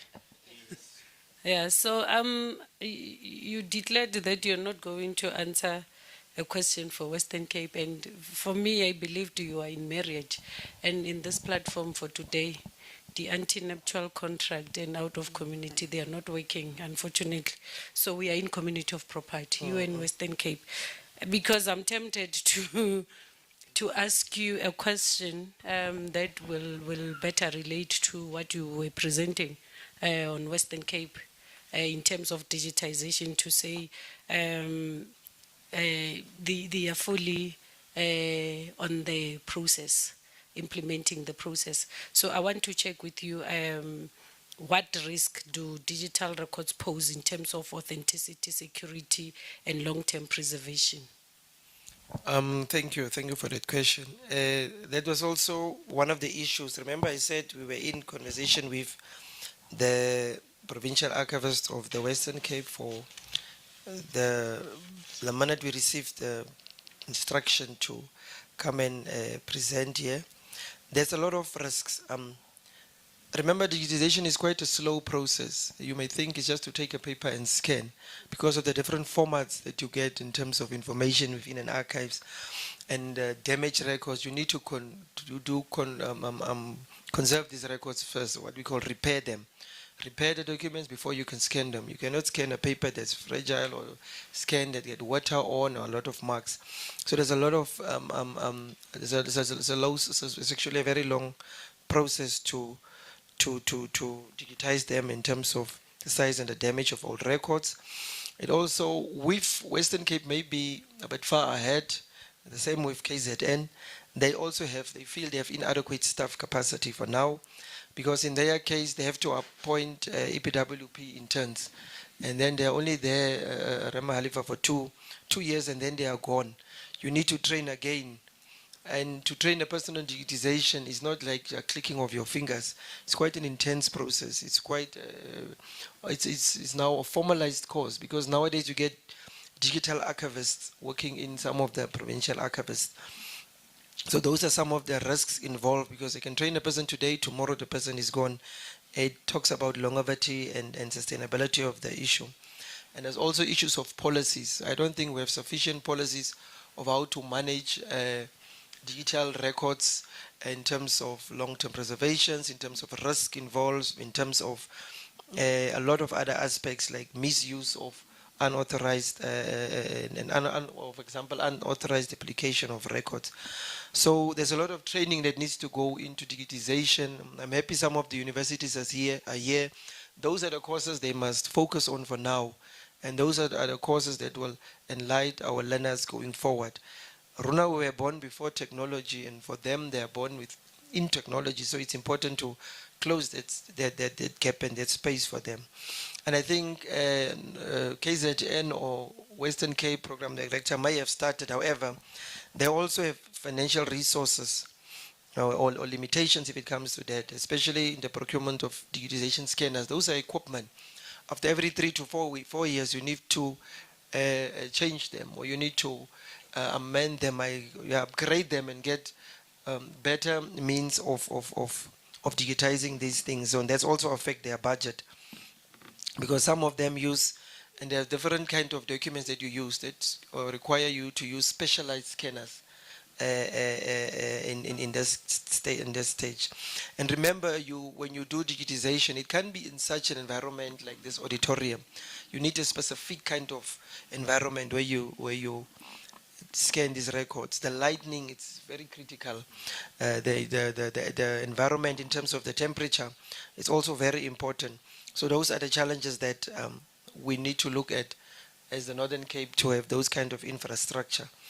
And remember, as provincial archives or national archives, we are dependent on external service providers for these scanners. Once that scanner, you have 1 or 2 that break, you'll have to sit now for 6 months for France or Germany or wherever to prepare this thing, and it's affecting your services on a daily basis. And what's critical in all of this, colleagues, I mean, we've heard of, there was Mixit, now there's WhatsApp, we don't know what is next. There's the evolving of technological advances. We may talk of digitization now, and our challenge is government, we don't plan for the future. What's going to happen after 10 to 15 years? The migration of digital records, and how are we going to preserve? We need to come up with digital preservation system. And all of these are in the hands of external service providers, which means we are becoming more than archivists. We're becoming electronical or content or digital archives at the end of the day, because that's where we are going currently. That's how I can respond to your question for now, in short. Thank you. I wanted to give you your 40 minutes Oh. that you were demanding. Thank you. Can we give them a round of applause? And I'm going to open for points of clarity, questions. Oh, there's Bongani. Ha. There's Ntate.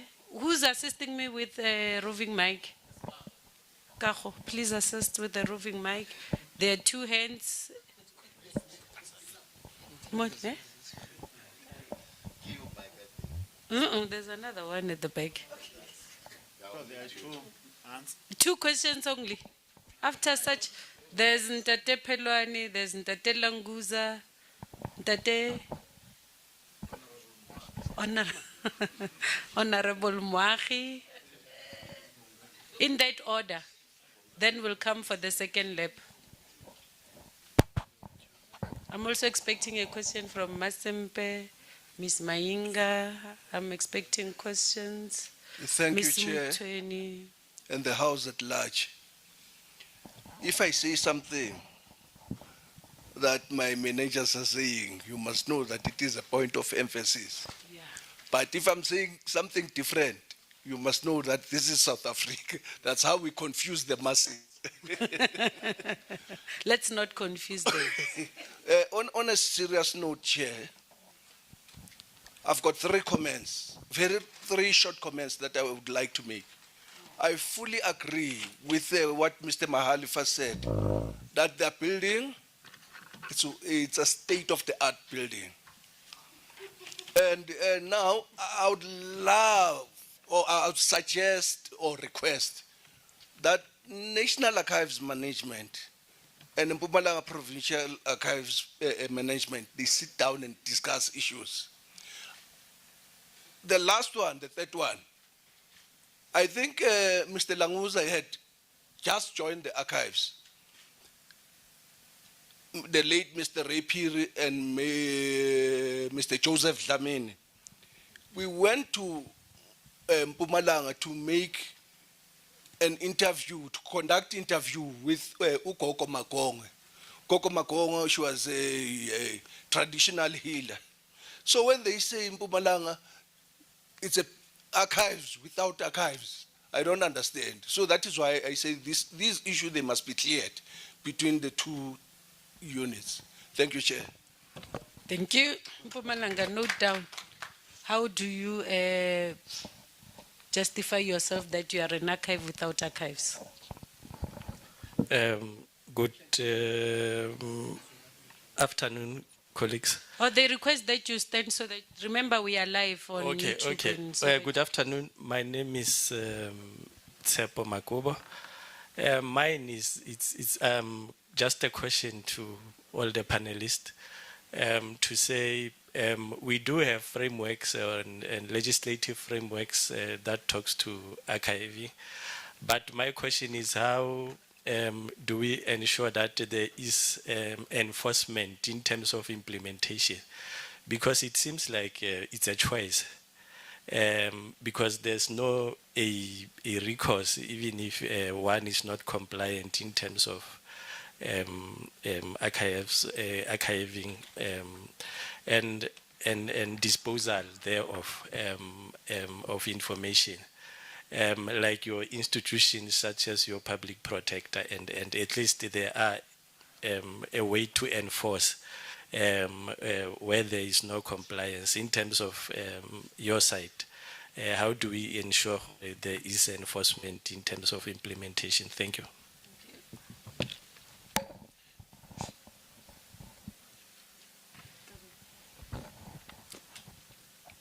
Dumelang bagolo le di panelists tsa rona, nna ke Kabelo Phelwane, ke tla bua Setswana ka kgosi a Kaile Mabane.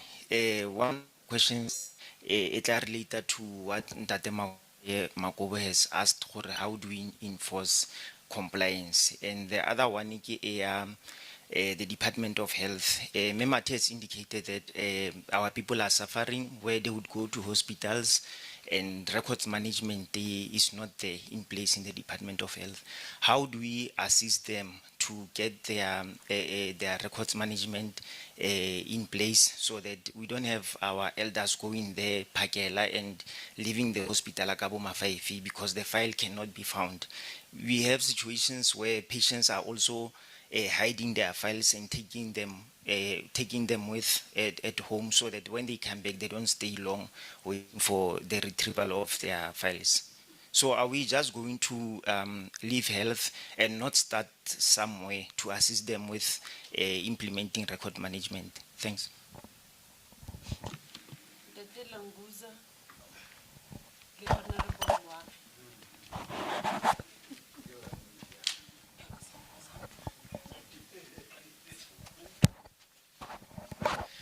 Thank you, Chairperson or Program Director, and thank you to our panelists, and good morning to everyone. Chairperson, I'm disappointed the gentleman who just spoke. I thought he was going to speak Tswana. Now I heard him start with Tswana, and then all of a sudden he changes to English. It's okay. I think it's, yeah. Just maybe 2 or 3 questions from me. The first one is the repatriation of records from the Western Cape to the Northern Cape, from the Eastern Cape, etc. I started working at the National Archives in 2005. And it's a story that has been there in our presentations of the national and provincial heads of archives since I started. When is it ever going to be implemented? And how is it going to be implemented? I mean, if Ntatemabe is saying that they still have records which are in the Western Cape has digitized or is in the process of digitizing. Is there a plan that is in place to make sure that that is actually, fulfilled? Does it ever happen? The Eastern Cape has got, but okay, there's a narrative, of course, into this. I mean, at one stage we were one colony, Cape Colony. So to a certain extent it makes sense, but the people, are we, Tatema Halifa, as we were saying earlier on about disadvantaging the communities that we are supposed to be serving? Are we not indirectly or directly disadvantaging them in actual fact by not starting this process? Because again, we've been talking about it. I started again at the National Archives in 2005. I'm sure even before I started, there was already talk about that. The second one is about the translation of the records that we have. There's various AI tools that are in place. Are we as archivists experimenting or doing research in relation to the ones that we think will work for us or will work at our advantage? Of course, in cognizance of certain standards, in cognizance of the role that we are supposed to play in the protection of personal information, in the protection of some sensitive information, etc., etc. And is there any archival institution that has already started experimenting or even exploring to say these are the ones that, yes, we may not have fully implemented them in terms of our records, but we've already started, playing around with these ones. For now, we see that this could be the route, because I mean they are there. I know even us as the National Archives, we have not even started talking about that. And some of the records that we have are actually written in Afrikaans. So that maybe the National Archives should seriously consider hiring someone like Ntatemabe to come and assist in the translation of those records. Some of them, in actual fact, are even written in Dutch, if I'm not mistaken. So it goes back to what Ntatema Khalifa was saying in terms of disadvantaging the communities that we are supposed to be serving. And I think the third one is in relation to digitization. It's a buzzword that has been there, Society 5.0. Very soon, I think the University of South Africa next year is organizing a conference, the UNILISA conference, and I think as part of their theme, they're already talking about Society 5.7. Or is it 7? Society? Yeah. So Ntate Makhalifa, it's no longer even 4, it's 5. It was 5 and now it's already 7. What happened to 6? But, you know, Tabaya digitization, it's again, Leona, we've been talking about it. And systems are moving. An archival repository like the Northern Cape have not even started, as you were saying. By the time they start, where will the Western Cape be? Who have already started? Where will KZN be? Who have already started? Where will be the Northern Cape and other, archival repositories who are starting to, should I say, explore and experiment? Okay, this is the the collection that we can start with based on 1, 2, 3, 4, 5. But we've been talking about budgetary challenges and shortages of workers, etc., etc. How long is this going to take? What is it that we are supposed to do, and what is it that we are supposed to say as archivists for someone somewhere to listen to us and actually understand the work that we do and how important it is?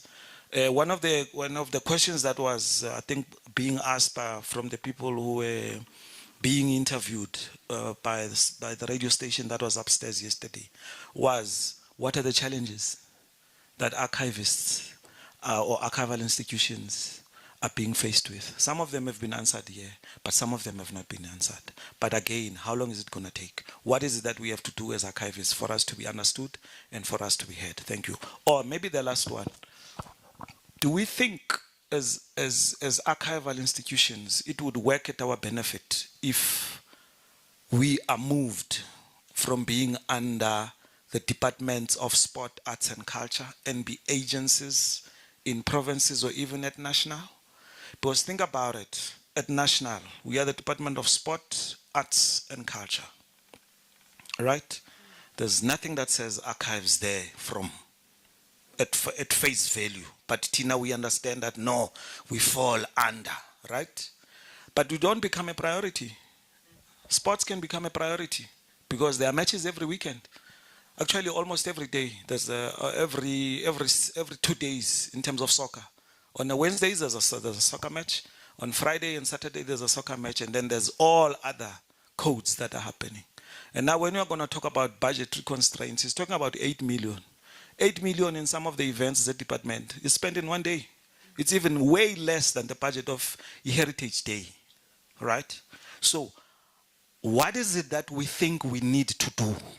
What is it that we think we need to say? For our MECs to listen, for our HODs, yes, they have an understanding. But when we are talking about digitization, machines to digitize, we're talking millions and millions. Advocate Market, the National Film, Video and Sound Archives, they recently bought a scanner. How much was it, Advocate? One scanner? 8 million? Was it 8 million? It was 8 million. Vice versa. The 8 million that Ndate Mabe is talking about in relation to starting a project, right? And he's only probably referring to one format.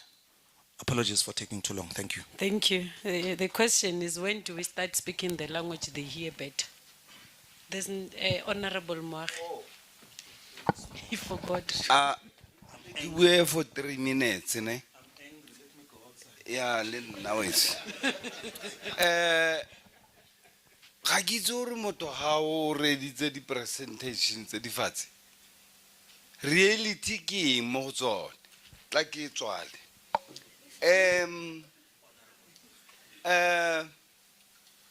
Re Mojalefa. Mahalefa, tshwarelo ga ke utlwa sentle.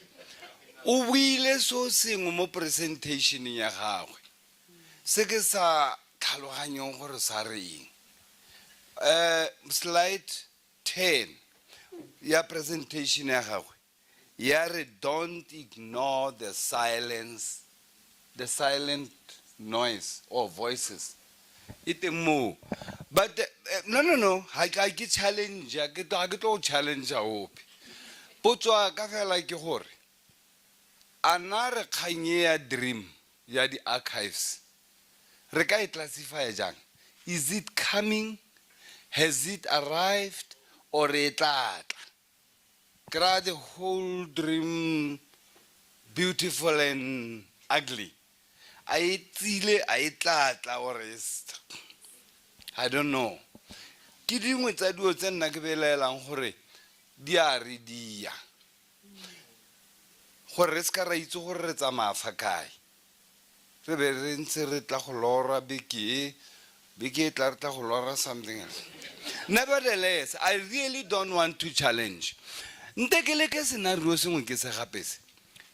Records management. Na re dilo tsa record management a di a latelwa ko bathong ba ba di tshwereng or batho ba di tshwereng ba di tlisa. Nte ke fe a practical scenario here. There are 3 villages in the northwest. Dinokana, Ditakwaneng, Bapo Bahamogale. Ba thometswe dikgosi in the past 3 months. Ha ke tsene mo teng ha di detail premier o tswa go fa di certificate tsa dikgosi. Di tla le mandio tse archive ya di latela di rekoto tseo ore bale ba tshwantse ba di tlise kwa. E nkgopotsa bukele go teng animal farm. Gore go dumalane gore a go rekwe tloko ka tsie re clock. Maro nobody was ready to take a clock a isako. Ke dio tse din ba e tshaba. In short, why ke dirisa scenarios? A re le lefapha both national and provincial. Re na le thata go premier northwest. Re ro tlhomile dikgosi tharo maloba. Re neele di record re di go tshwarele. Mana ke bua politiki yo. Those things. Gongwe re tshwantse go resume in the rationality. A ke sona go a tialo. Boamaru ya sosi. Ke hitile engwe ke efe. Engwe ke ya bofelo.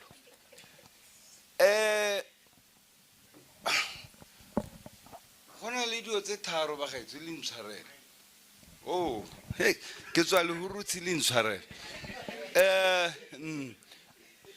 Gona le so se go teng principles of argument. Yes. Ha ke tsore between the principles of argument and the constitution. Tata reserve argument in terms of principle of argument. Gona le dio tse tharo. Ke durutile ga ke ne ke tsa studies for go le hurutse. Gore gona le so se go teng truth. So se go teng ke oh my God. Gona le the truth. Gona le opinion. Gona le fact. Ha ke itse gore dio tse re ka di dira yang gore di tsene mo se re se buang. Ka gore ga o tla statement se re se didimalele lentswe la the silent. Ke ipotsa gore e wela kae. A ke di pressure groups tse di tsamayang di re senyetsa masego mo gore ke ntate Majale Mahalefa ha re ska ra didimale tota go tshwantse go bue mang go tshwantse go bue mang go na le dio tse go teng ke di pressure groups go rekotiwa eng go lofa pressure groups, the truth, opinions di tsengwa mo pitseng e one. I don't know, di ntshwarele gore markipo ke akanyetsa go mara ga ke itse gore a ke tshwantse ke akanyetse go gore tota go fa a re bua the truth say dispute ya dio tsa bogosi re ke se leng teng fa ke the truth about the history or ke bogaga about their pressure groups or ke opinion ya motho mongwe hela go mo strateng mo re nwang teng. Man, I think if give a level ha ke tso man go ntsi me on northwest practical agriculture northwest go tlhomiwa magosi le go di thakwane ko gara motshere ko dinokana ne ba le ko ba poba ga mogale I think re bone tso sa ko ba poba mogale go le dithunya tsa re di R4 yana go setse kgosi morago ile go thomile a re go totse di teng di tla le mang a di atsisiwa or na re tswe mo re palame di jikha re latele information e Thank you, Honorable Moagi. ke a leboga Ke nagana gore Moagi, ke nagana ra go tlhoka ka di 14 tsa May. Honorable, ka di 14 tsa May go na le what we call oral history dialogue. Yeah. Are you? Ra go tlhoka. O tlo go botsa dipotso tseo. Ke mo ileng gore it will be fully unpacked. Ke gopela gore re thome ka Ntate Mahalefa, the first question was yours to say justify yourself gore you are an archive without archives. Thank you, Ndate Bongani. I never said that, but it's fine because because you know our background. When he's talking, I'm going to talk generally. When he's talking archive without archive, it's when you have a repository, a building, but the material is lacking or is not there. And then I've indicated that as far as our concerns, we requested institution not to deposit because of the challenges of human resources and other things. But now we have issued an instruction for them to start with the appraisal process, which will culminate in us now receiving those records. All right. Allow me, Program Director, to respond to all without following your order. Okay. And then speak to Honorable Moagi, and then indicate that Honorable Moagi, we have a constitution and section 32 of the constitution, because you were talking principles, policies, and the constitution. Section 32 of the constitution directly speaks to every citizen having a right to access information held by the state, right? Section 13 of the National Archives Act, okay, because now we are at national, speaks to how records should not be destroyed and how I'm also covering that one. Records should not be transferred, destroyed, and otherwise being handled without the express approval of the national archivist in terms of national or provincial archive in terms of provincial. So that disposal is managed in terms of the law. That access is managed in terms of the law.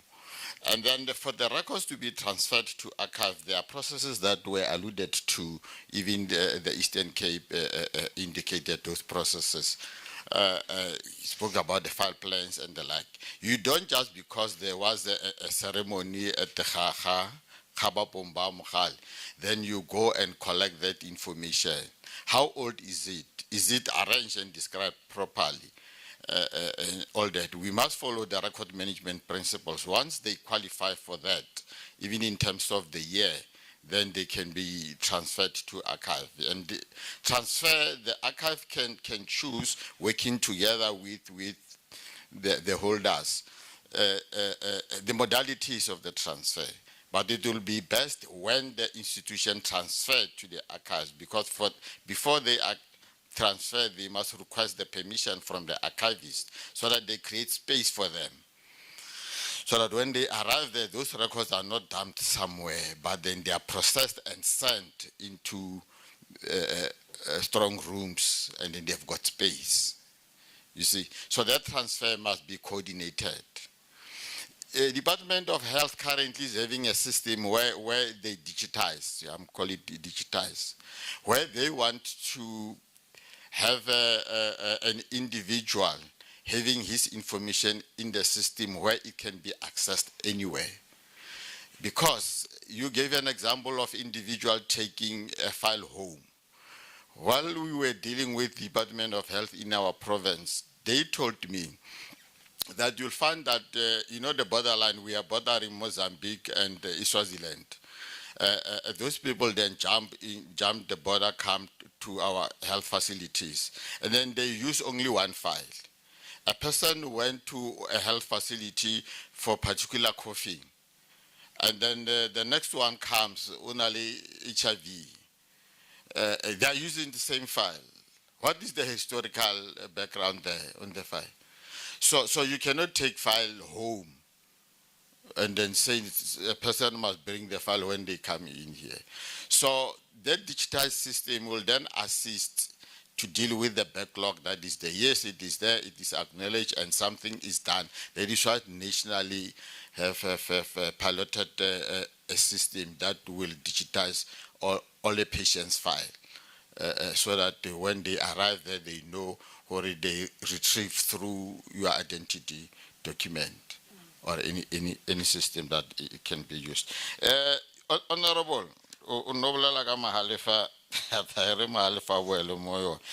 you're talking about the truth, opinion, and the fact.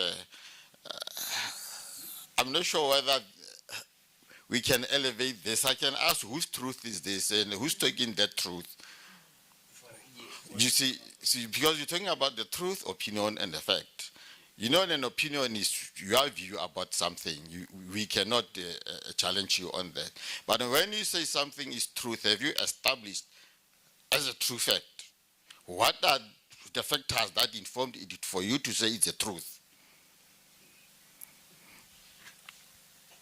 Fine. Truth is relative. Truth is relative, yes, like you're saying. Truth is relative.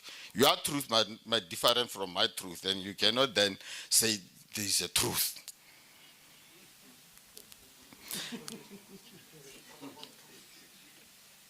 All right, let me leave that. If I've not covered your, I talk about coming and going, who must go to where.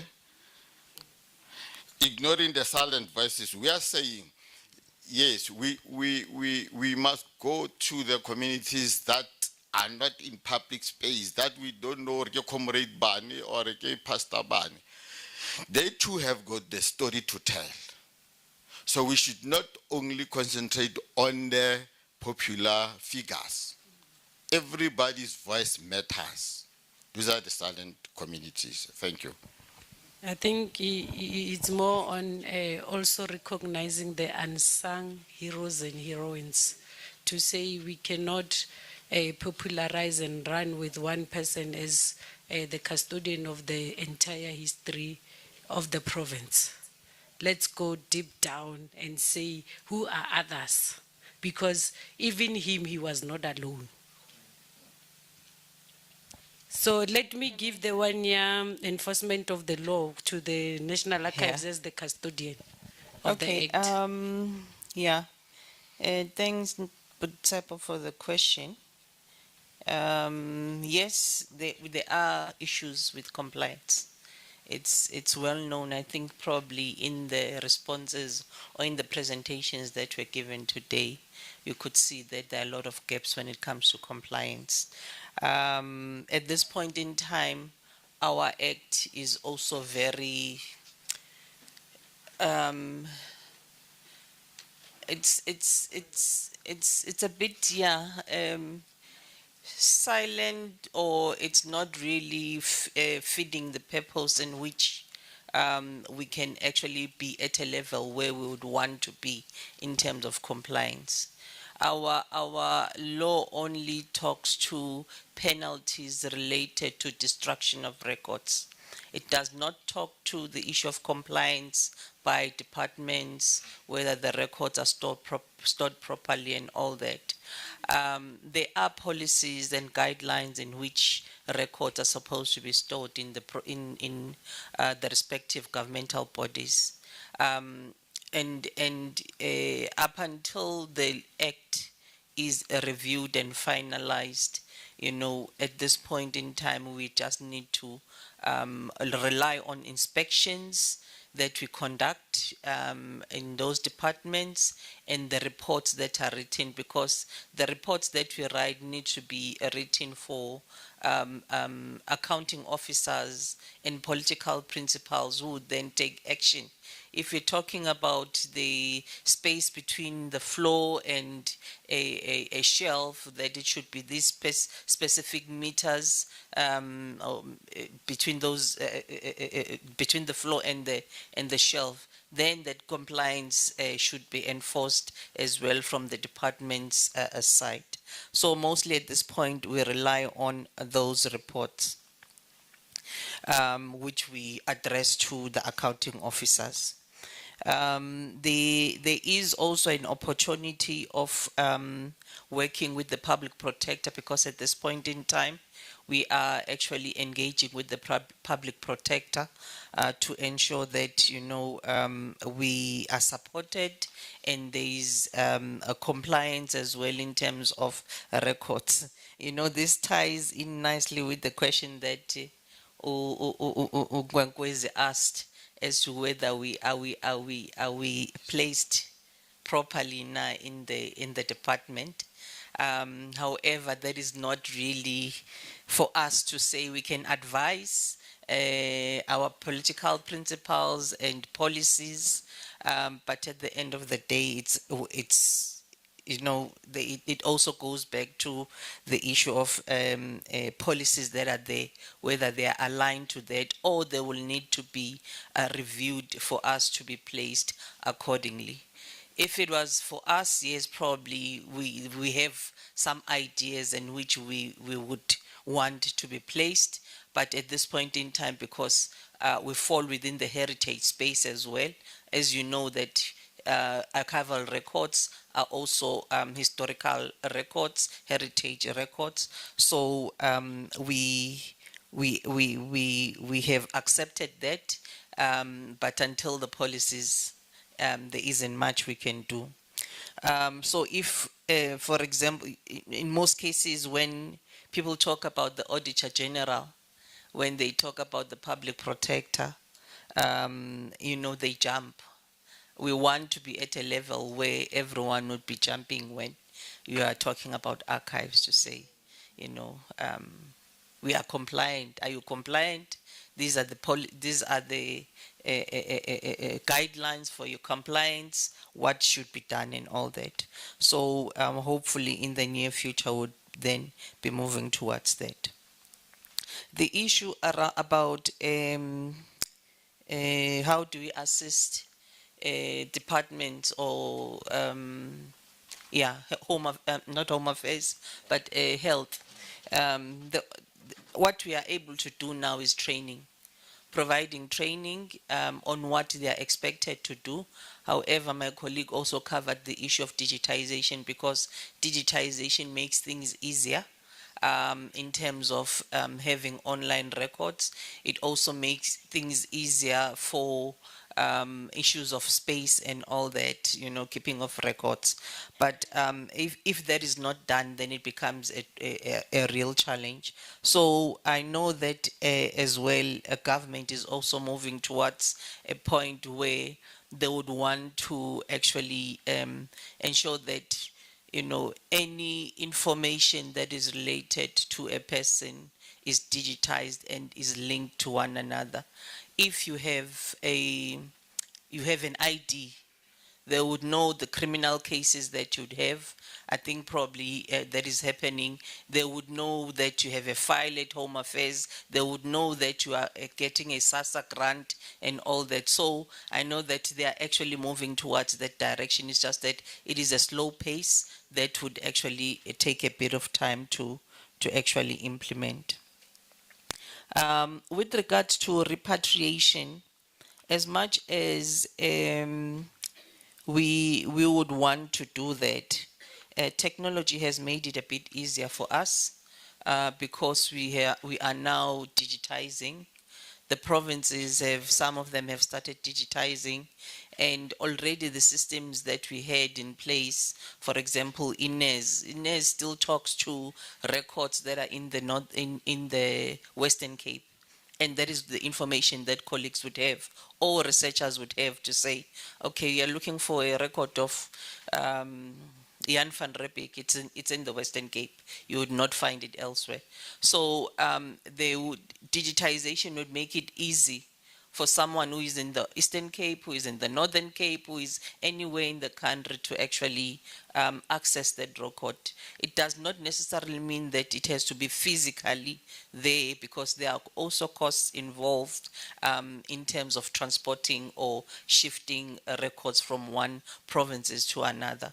And also, remember at the time we were discussing the issue, and it was agreed that it should be an agreement between province to province, because at the end of the day, the province that is to receive those records should also have all the proper management in place of those records. So if you are transferring records to a province that has not actually even started digitizing, or where there are only 2 staff members, how are you then going to provide access to those records?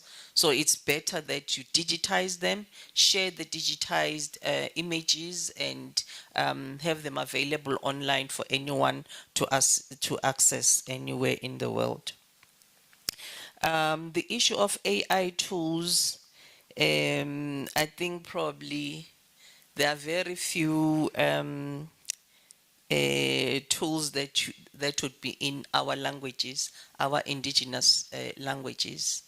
I've seen that in most cases, there are some that are in Afrikaans and English, but it also depends on what do we do as communities, what do we do as academics, how do we engage with them, how do we then ensure that they develop tools that would also talk to issues that are related to the area we are in and the work that we do. So it is that engagement that we need to have with the academic institutions and form partnership, the way we would see the importance and the need to actually develop these tools. So partnerships are of crucial importance, because we can do more working together. What else? Okay, what I wanted to say to also add to the issue Yantate Moahi was that, you know, honorable. Yes, thanks for that. What is important is the fact, truth and opinion. It's as it was indicated, you know, it's something that, you know, it is yours. It doesn't mean that, you know, when you say it's the truth, it really is. You depend on the facts that are before you to actually ensure that the information that you have is correct. So as researchers or as archives, we preserve what is transferred to us. We don't alter anything. We don't change anything. It is up to you as a researcher to ensure that you go out and sift the truth in the available resources that are available, whether you go to communities and conduct those oral history interviews, or people that were there or that had participated in that particular activity to actually get the facts or the truth. They would also be providing their own they'll be providing their own documents or evidence to show that it is a fact or not, or a truth or not, or evidence that is provided to them. I think that those are the questions that I managed to actually write down. I don't know if they... I don't know, Ntate Mabi, do you have a bite on repatriation? Okay. Yeah. I thought as much. You can speak in Afrikaans. All right. Goeiemiddag almal, om die vraag te beantwoord van Languza. Wat ek dink is baie belangrik om te noem dat repatriasie was bespreek tussen die Wes-Kaap en die Noord-Kaap, en daar was 'n byeenkoms bereik om te verwittig dat nee, die Noord-Kaap kan nie die records ontvang nie. I think all of you are lost. No, let the other guys, let's include everyone. But it's a Le ga serious. bolela maaka re tlo dumela, 'cause a re kwe. O bolela nnete. No, wausa re ba ka Afrikaans then. AI tool to translate. Eh. But I think, colleagues, it is a serious matter. If the public is frustrated like this when it comes to issues, National Archives, matters pertaining to records management, how do we feel that are in the field on a daily basis when you go to these client offices and it's just complaints and complaints, the inspection reports, they hardly ever change. Where do we go from there? I think Remoachi is quite fine to say, there's a lot in the archives. And I think it should be a discussion, Ms. Kayungoba, to go in terms of, are we properly placed as archives, as a discipline, as an institution? And under DSEC, are we getting value for money in terms of elevating our career or our discipline, or our responsibility towards our community? And because we are not serving we're not serving justice to our community, our public as large within South Africa as provincial archives with these challenges. But a bite on the repatriation is that there were discussions between Western Cape and Northern Cape before my arrival. And obviously Western Cape visited the provincial archives, and storage, number one, storage capability, staff complements, systems, are they in place? Those were the challenges, and Mark Ngoba is quite right to say we've been looking, but again it's issues of funding, talking to Western Cape Archives to try and take the route of Eastern Cape, try to digitize the records of the Northern Cape, but they won't prioritize those records, obviously. They'll prioritize their records. So we need to invest again in a process of, since they have the availability in terms of, or the storage capability, we need to invest in a project where we give them funds to digitize records on our behalf.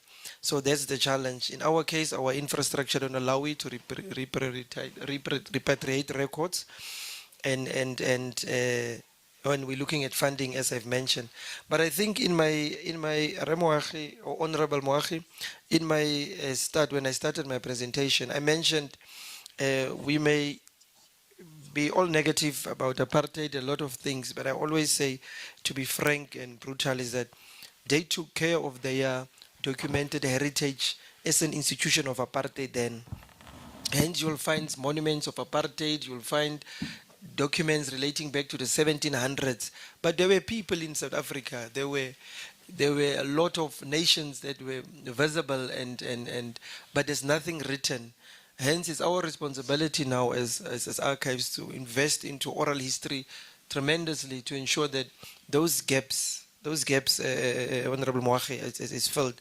Because our current political leadership, where I'm going to lose my job, they don't see the importance of investing in these libraries, in museums, in archives, and in heritage. They don't see a need to invest in these, forgetting that tomorrow, the same non-investing they are not complying with is going to bite them at the end of the day. So our documented heritage are just scattered across, and without our leadership spearheading the process of ensuring that the recourse of ensuring our documented heritage is safely guarded and there's proper in investment in this. Just to mention, colleagues, I know we have the challenge, in conclusion, Mekhanye, from the Northern Cape side, we have same challenge of appointment of records management non-compliance. But what we did, we have a beautiful collaboration with SALGA as a forum, as SALGA as an institution, where we managed to get all municipal managers under one roof. And then we advocate the importance of records management in their client offices for these records to be in a proper condition when it comes to archives. And it ended up that there's a permanent forum for SALGA where all the municipalities meet in the Northern Cape 2 times in a year. It depends on their funding, but we meet every quarter. And it stretched to such an effect that it's now interprovincial as well. Because in March we're in KZN with the interprovincial municipal forums where all the municipalities, KZN and the Northern Cape come together, and there were people of leadership that are there, of executive management. Your MMs were there, your directors, corporate services, your CFOs were there. So, well, let's say in Afrikaans, biki mak mag. So the little that we invest in it will make a difference in future.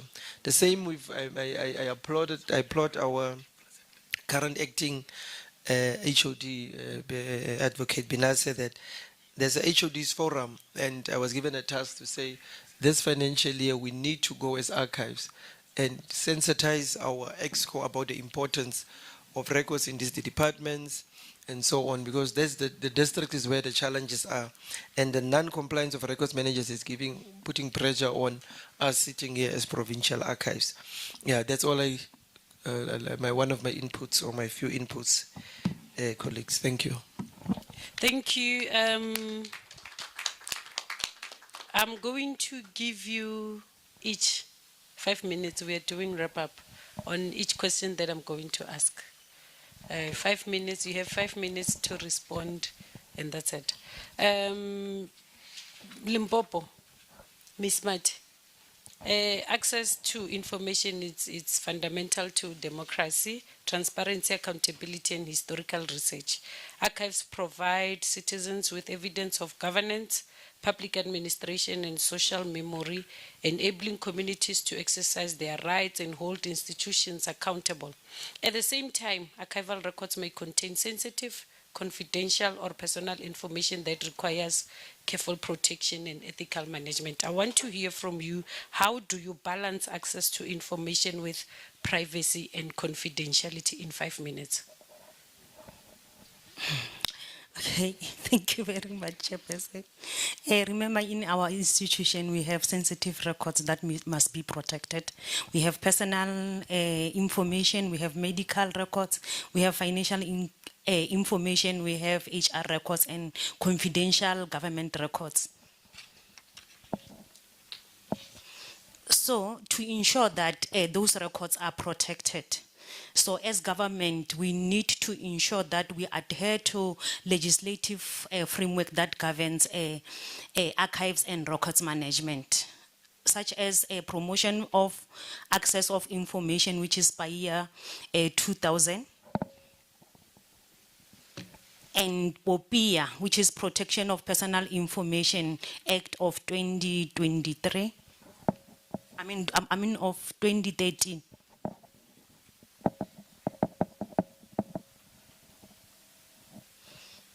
We also need to ensure that the government institution adhere to Minimum Information Security Standard Act, where they ensure that all information in our government are classified according to 4 levels of information security, which is a confidential, restricted, and also secret and top secret. Thank you very much.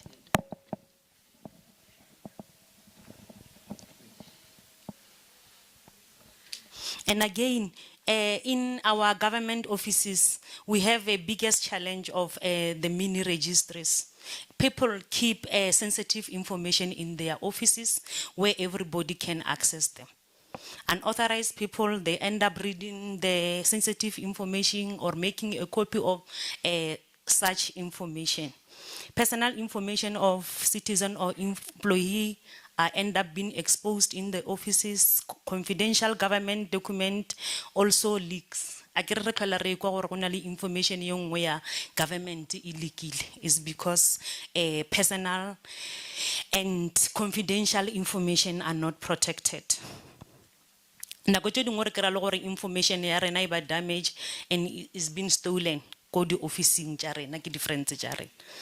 So as government officials, we need to adhere to all legislative framework in archives to ensure that our personal information or our government information is protected. Thank you. Thank you. Ntate Mabe.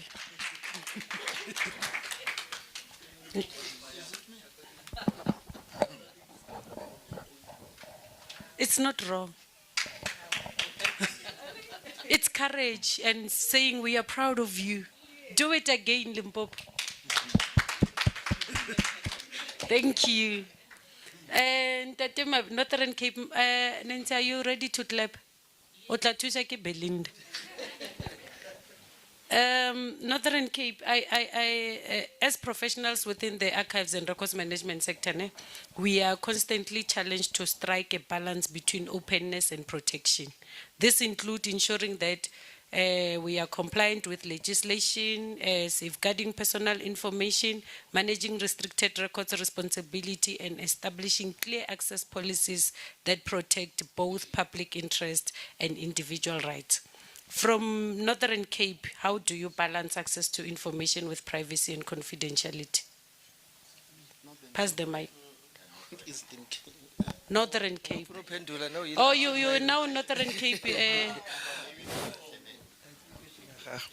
No, it's fine. Thanks for the question. I think when it comes to the Northern Cape, we have a few key dilemmas concerning our records that we're having, and most of our records are mainly your records, for example, your birth registers, your divorce decrees, and so on.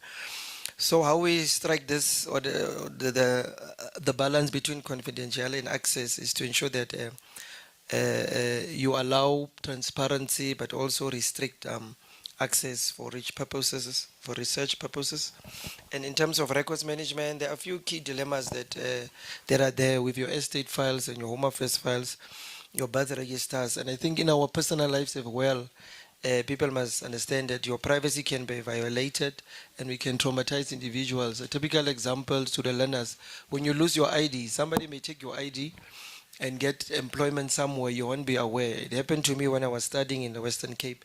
Somebody, I don't know how I lost my ID, and I found out the person is working at INJ, and there was even a pension of this person over the 4 or 5 years.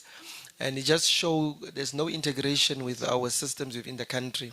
So that's the privacy and the access part that I want to mention. But I benefited because I went to collect that pension at the end of the day. I used my information, and I went to the police and said my stuff was stolen, and they said, no, you can have the pension. So that's how the matter was stolen. And another issue is, remember, there's those colonial and power dynamics that we always know about. We never invest or talk about them a lot. I remember there was apartheid, and there's information that were created then.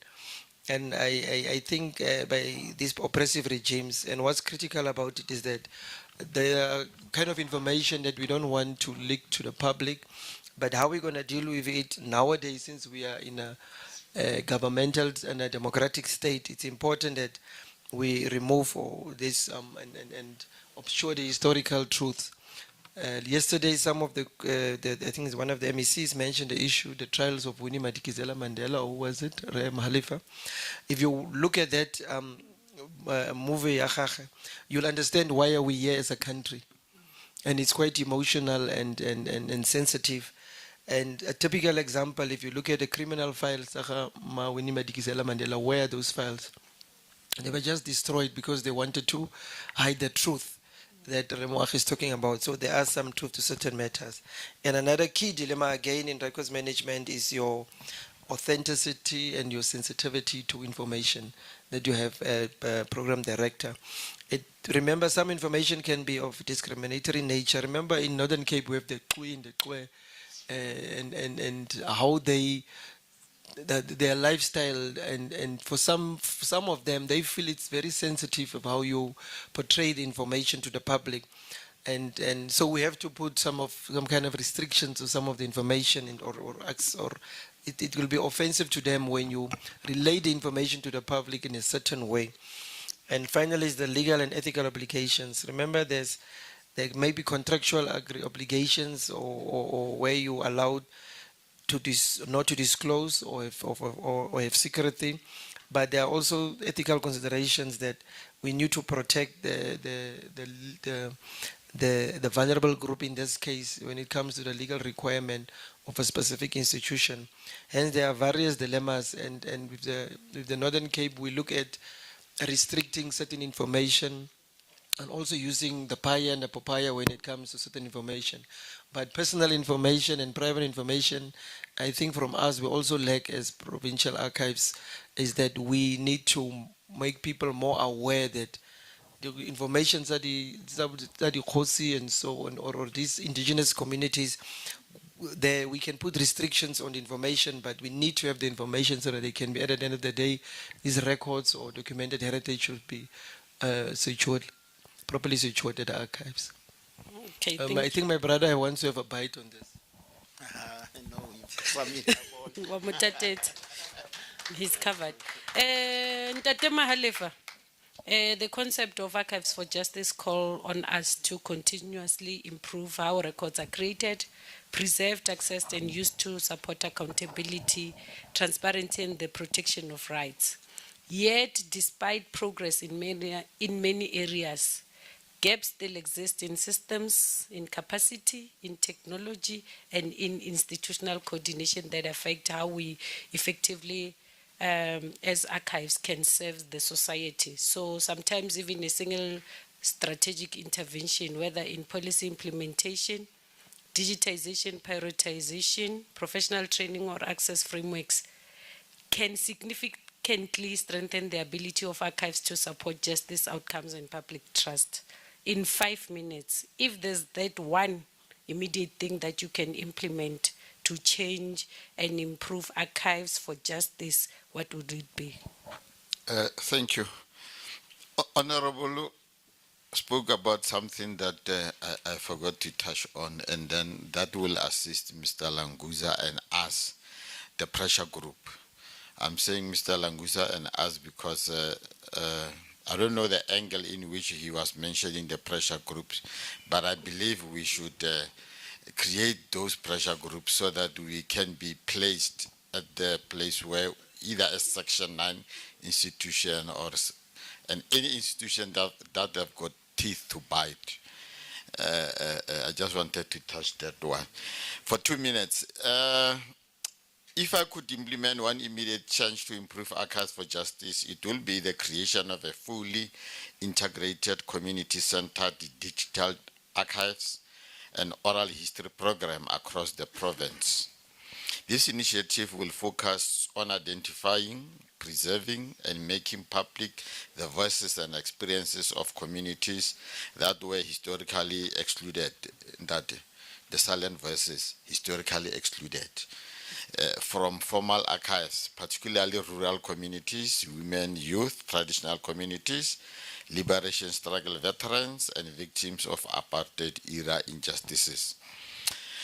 The program will combine large-scale digitization of venerable archival materials, provincial oral history recording project in indigenous languages, mobile archival outreach services to rural areas, free online access platform for researchers, schools, and communities, community partnership that allow people to actively contribute their own histories and records. But not forgetting that we know we have got issues with, for example, Wikipedia. Wikipedia is one such platform that people can contribute their knowledge and change and do things. Then in academia, it's not welcomed because everybody can work on it and then say things that are not factual, that are just opinion. Right. And then moving forward, the reason this will be my immediate priority is that archives are not only about preserving documents, they are about protecting memory, accountability, identity, and democratic rights. Many communities still remain invisible in archival repositories, and every year available oral knowledge and historical evidence are lost due to aging generations, poor preservation, and limited access systems. Next year, I might not find the Honorable Moagi here. And then I'm sure Honorable Moagi have got a lot of information and knowledge that need to be tapped into and then be preserved here so that you can tell us about those tribal leadership that has been installed. For sure, you know a lot of information about them. That is why you still want some here. A community... 5 minutes. A community-centered digital archives program will help to promote social justice and inclusion, strengthen transparency and accountability, preserve indigenous knowledge and local histories, support education and research, ensure that future generations inherit a more complete and representative historical record. Lastly, most importantly, it will transform archives from being passive storage institution into active spaces of public memory, participation, healing, and democracy. Thank you. Thank you. Before I go to national, give it to Eastern Cape. Eastern Cape, this is not part of group, but it's part of discussion. Yes. As a country, last month we witnessed a very tragic incident that destroyed and defeated the purpose of justice, serving justice, in terms of we've seen the records being destroyed in fire. So we just want to know, I think everyone else want to know again. Just give us a high level progress report in terms of what is happening, if you were able to identify the scope of the records that were destroyed, and also what is the plan going forward. Oh, thank you very much, ma'am. Ma'am, it's unfortunate that the team that is going to Umtata, I'm not part of the team, but however, from the information that I've got from the provincial activist, which is Mrs. Mtiki, is that they've identified alternative places where they will put the records for Umtata Archives, which is the Walter Sisulu University and the Qunu Museums. The other thing is that the service provider has been appointed to assess and salvage the records for restoration. That's how far the information that I've got from the provincial activist. But after that, the service provider has moved the records, but the records are still at the Bodaskau. After they've moved the records to these places that I've mentioned, then the team, which includes the provincial activist, then will be going there next week. Yes, thank you very much. Thank you. And we will be updated as it goes. Definitely. Thank you. Mango, from the National Archives and Record Service of South Africa. Hey, now English is flying. My English data is depleted. What message would you like to leave with the stakeholders about the importance of archives in building a just society, and also what support can be provided? Thank you. I think our principals yesterday and the colleagues here today engaged extensively on the theme, highlighting the critical role of archives in advancing justice and accountability. What is coming out from this engagement is that for justice to prevail, facts must be preserved, and accountability can only be achieved where credible evidence exists.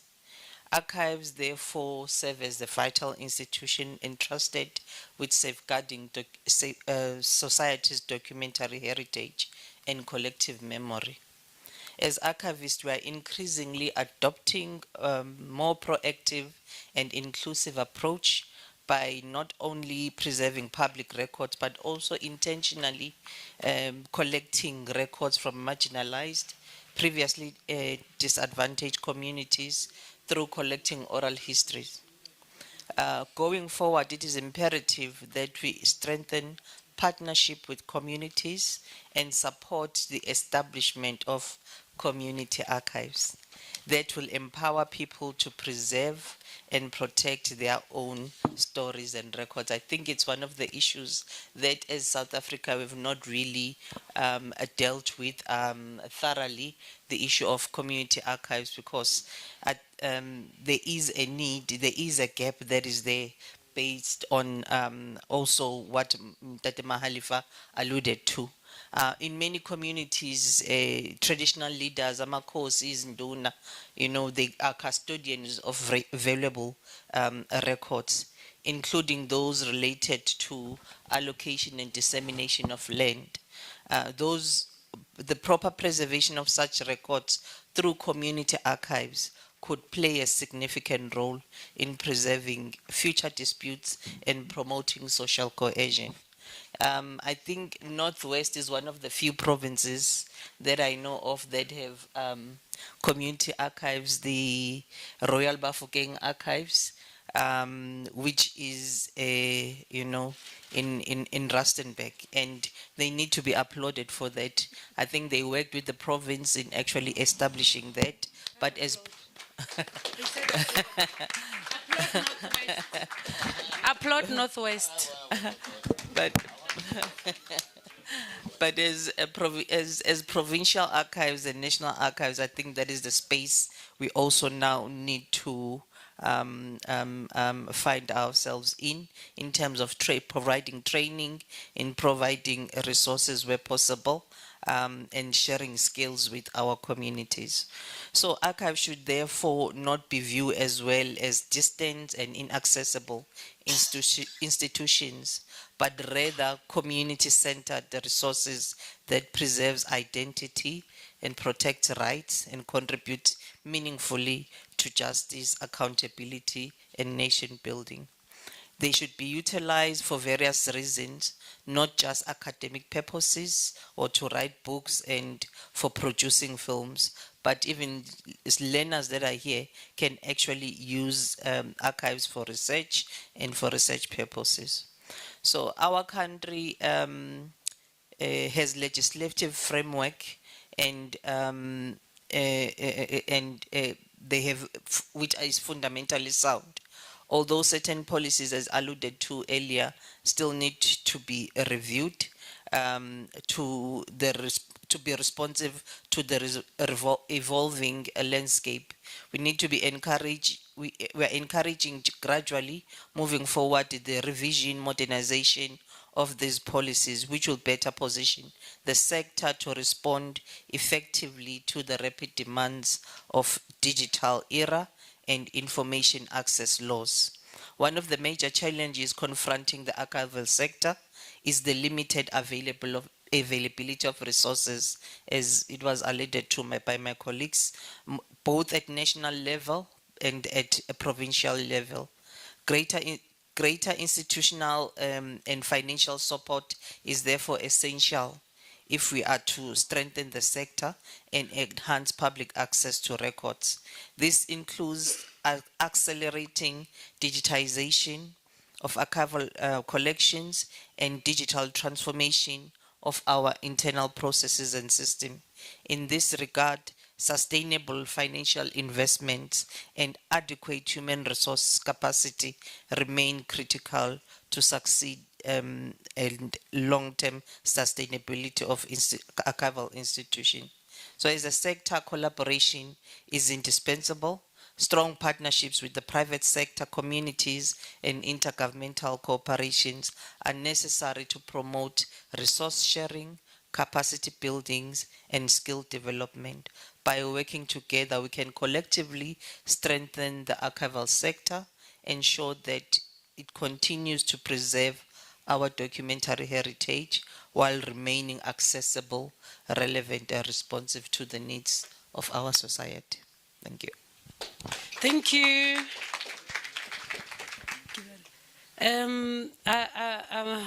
We've come to the end of the panel discussion, and I want to hand over to Advocate Make to come and do the summation, and then from there he will hand over to Masempe to do closing and thank our panelists. But from me, in conclusion, I'm saying archives enable societies to remember truthfully, to account for the past and present actions, and to ensure that rights can be claimed and protected through reliable evidence.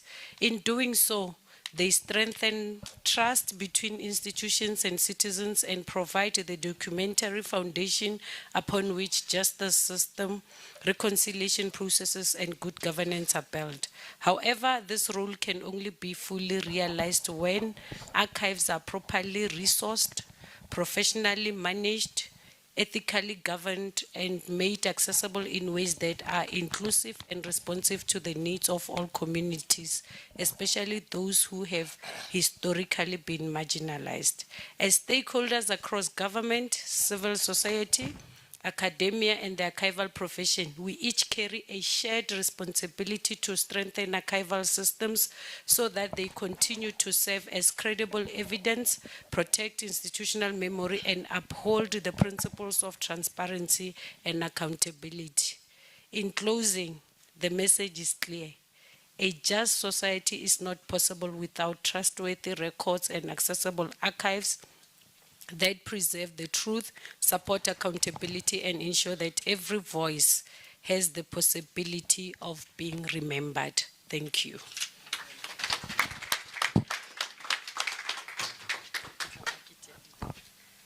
Over to you, Advocate. Good afternoon, ladies and gentlemen, learners. My name is Dennis Make from the National Archives of South Africa. And with me here is Mr. Kola, who is in training. I heard colleagues here talking about training, and when they were answering you there, they said the issue of training is coming. So he will start, and then I will finalize. Thank you very much, Advocate Make. Thank you so much to the Program Director, Memanganye. I would like to take this opportunity to greet everyone who's here today.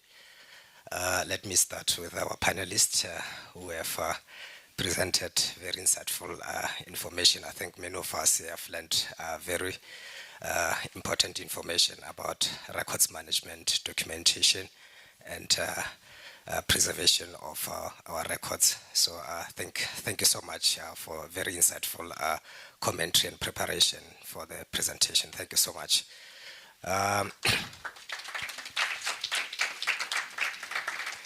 I would have liked to mention your names, but unfortunately I didn't take most of them. But I think I will later on, as we do the summation of this presentation, then I think I'll now mention your names. Let me take this opportunity as well to thank our learners as well for making time to come to this presentation to learn about the importance of archives and to know how archives work and what do we do as archivists, and to also know what are the challenges and latest trends and also the opportunities that are available within the archival environment. Thank you so much for taking time on this beautiful Saturday. I know you. Thank you so much. Let me take this opportunity as well to extend my greetings as well to members of the public who have made time on this Saturday as well. You could have done other things, but you chose to be here with us. So I think we need to compliment that for making sure that you come here to listen to this very valuable information. Thank you so much. And other stakeholders as well who are here, and members of the media as well who are also making sure that those who cannot be with us today here are able to also access the information from where they might be, as we also tried to do that as archivists to ensure that the information is accessible to people who may not be able to access the records where they are. Thank you so much. Thank you so much, Advocate, for giving me this opportunity to come here in front of this audience as well, trying to also learn the trends as well, to know how these things are done. Thank you so much for this opportunity. If it was not you, I would not have had this opportunity. So thank you so much.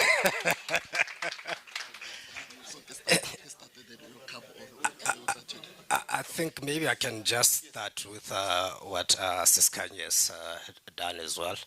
So in summation of what Siskanye has mentioned, I think she started off with giving a background about the importance of archives, that the records that we have at the National Archives date as back as 1651.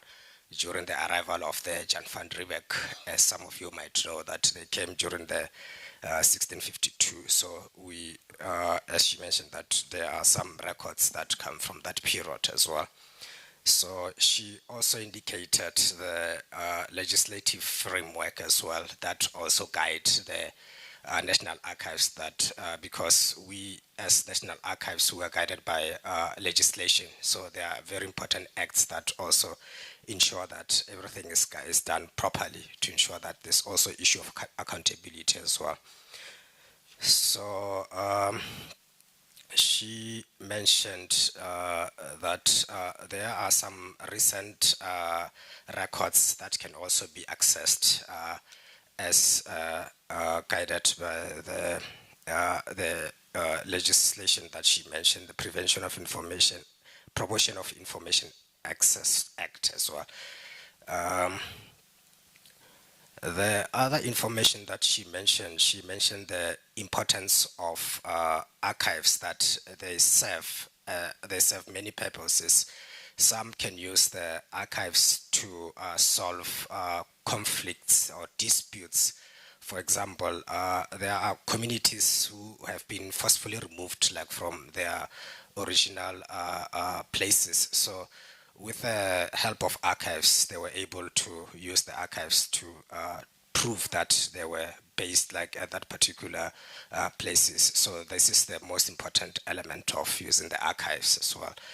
So she also mentioned that archives are also can be used for investigation as well by journalists when they're reporting about certain criminal cases or anything that might need. She mentioned the case of Ahmal Timol, where it was previously mentioned that he committed suicide, and later on it was discovered that he was actually killed by the police. So if it wasn't because of the use of archives, we were not able to get that information. So this is also to say that archives can also be used for digging truth, for the lack of better word. So this is the most important thing that I think we need to learn about that. And the other important issues that she mentioned was that the use of archives can also prevent abuse and corruption, because as we document this kind of information, then we are able actually to then make sure that those who may want to try and hide certain information from the public, they can be, people can go to the records, to the archives to access those information to solve some of these problems, as she have mentioned. She also mentioned the type of collections that we have like within the records. So she mentioned the TRC records. She mentioned, I know as well that as at some point, well, I was also doing a research. I was able to access the information about the Rivonia trial records. So I think this is also an important, so that we know about the type of work that the National Archives do, but obviously for this purpose we may not be able to mention all the collections that we have, but as part of research and also what the type of work that we do here is to promote the archives so that people can understand, so that if you want to do further research, then you can be able to access from our website, or you can also go physically to whatever archives, it may be national, local, or at provincial level. So what you need to do is just to know the topic that you want, and also then inquire information from the archivist, and then they'll be able to indicate if that particular kind of information is available or not. So I think basically what we do here today is just to promote the work of the National Archives, and I hope that we are doing justice to that. So thank you so much for this opportunity. Thanks. Thank you. Training is not done yet or finished yet. Okay, colleagues, as we are doing summation, the panelists spoke about issues of accountability. It is important that we are accountable. We hold governmental bodies accountable. Oscar Nye spoke about the current Archives Act has a section 6, which says that we need to work with the public protector for enforcing some of the things that our colleagues there at the back spoke about. But besides that, there are departments which are still destroying records, and also other individuals like our researchers who are destroying our records and stealing some of our records. So having a collaboration or working partnership with institutions like the public protector, we can be able to arrest the situation and bring in corrective measures. The panelists spoke about practical opportunities in preserving records, and they mentioned all of those. But then to come to that issue of evidence, we all know that the reason why archives are there is to have that evidential records to be used for audits. The panel talked about that. Also use those for courts. And on the issue of access barriers, colleagues spoke about the weaknesses that we are experiencing in records management. And that can be caused by skills, incapacity, and also probably a lack of budgets, which does not allow us to get our people fully trained for them to undertake the work that is before them. Then there was an issue on records management to say the problem they are experiencing is that of non-transfer by governmental bodies. Okay, thank you. Officers, they don't adhere to the filing plans and also all the schedules that are there, which requires them to follow a certain prescript of what to do with the life cycle of records that we are having. And the panelists also spoke about that most of them, they're still working or depending on paper records. They've not yet digitized.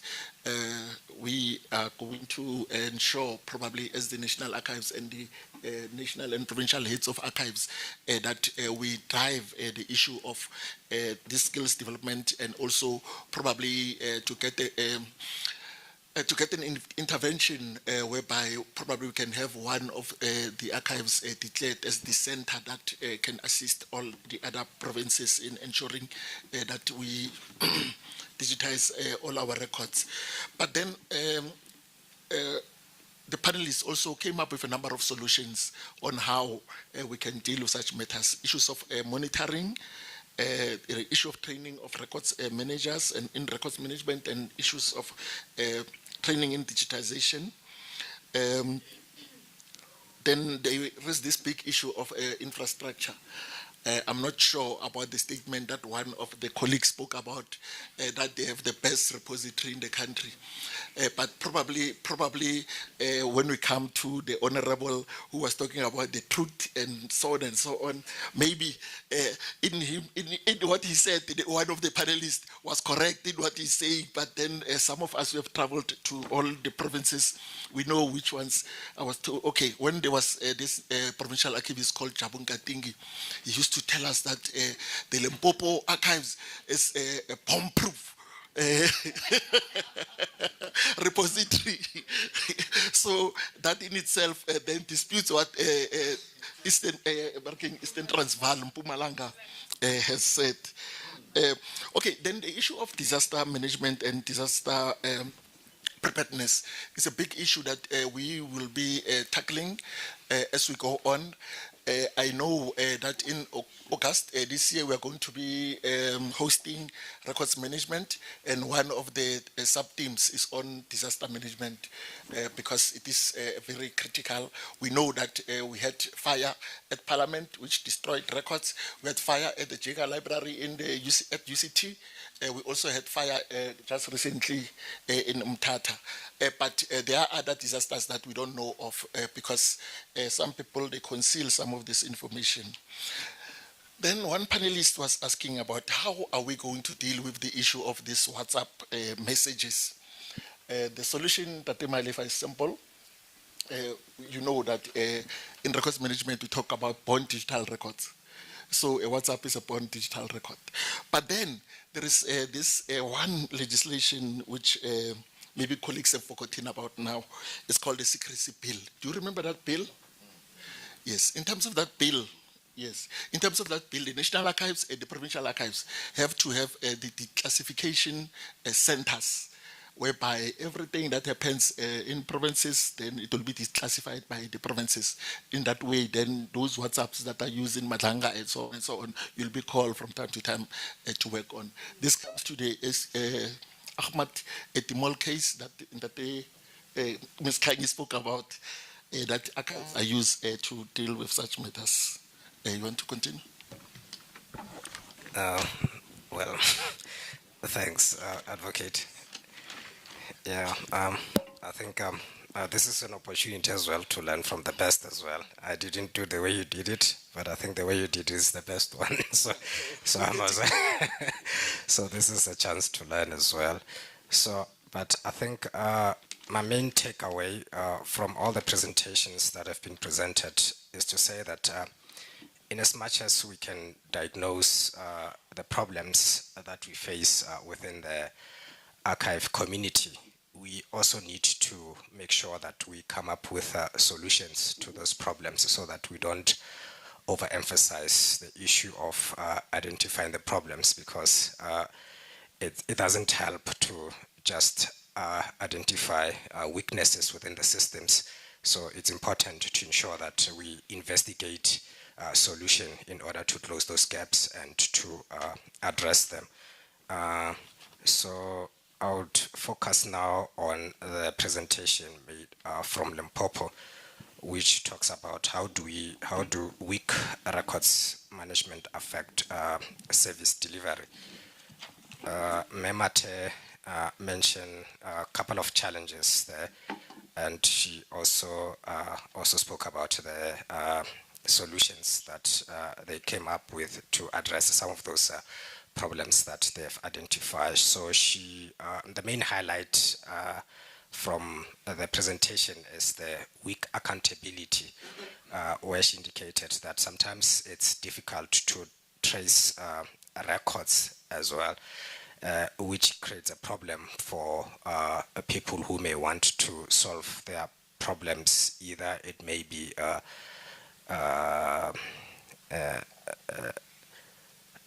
maybe somebody lost an ID, or maybe divorce case, for example, so then she mentioned that it's important to ensure that there's a need to ensure that there's a proper records management, and sometimes they do offer trainings as well to the staff, and they also do monitoring to this provincial archives, to the archives on a regular basis, to ensure that people understand their role and to also improve their operations in ensuring that at the end of the day, the records are well kept, to ensure that they will assist in solving some of the problems that they face.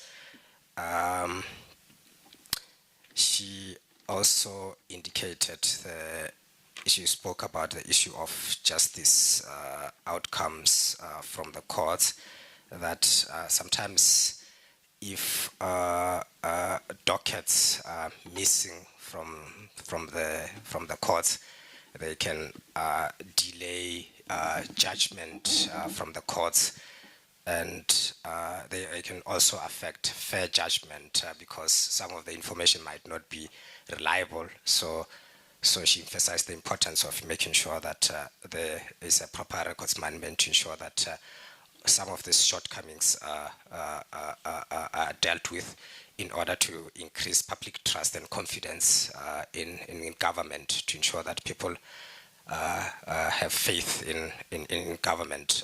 She also mentioned some of the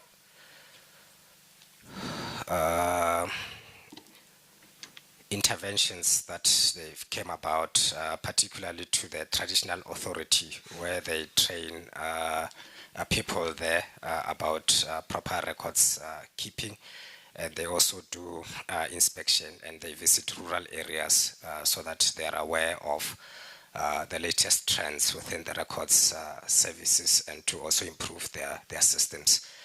Advocate, I will leave it here. Thanks. Okay, thank you very much, Tate Kola. the panelists also spoke about how to get marginalized communities involved in the work of archives. The panelists spoke about working with unions, working with traditional leaders, ensuring that issues of land are worked on. But then one specific archive, a traditional archive was mentioned, which is the Royal Bafokeng Archives. That it's one of the examples when it comes to preserving traditional leaders' information or records. Then colleagues in their deliberations, they spoke about the issue of hacking. And today I've had a new word, my colleague called it umheko.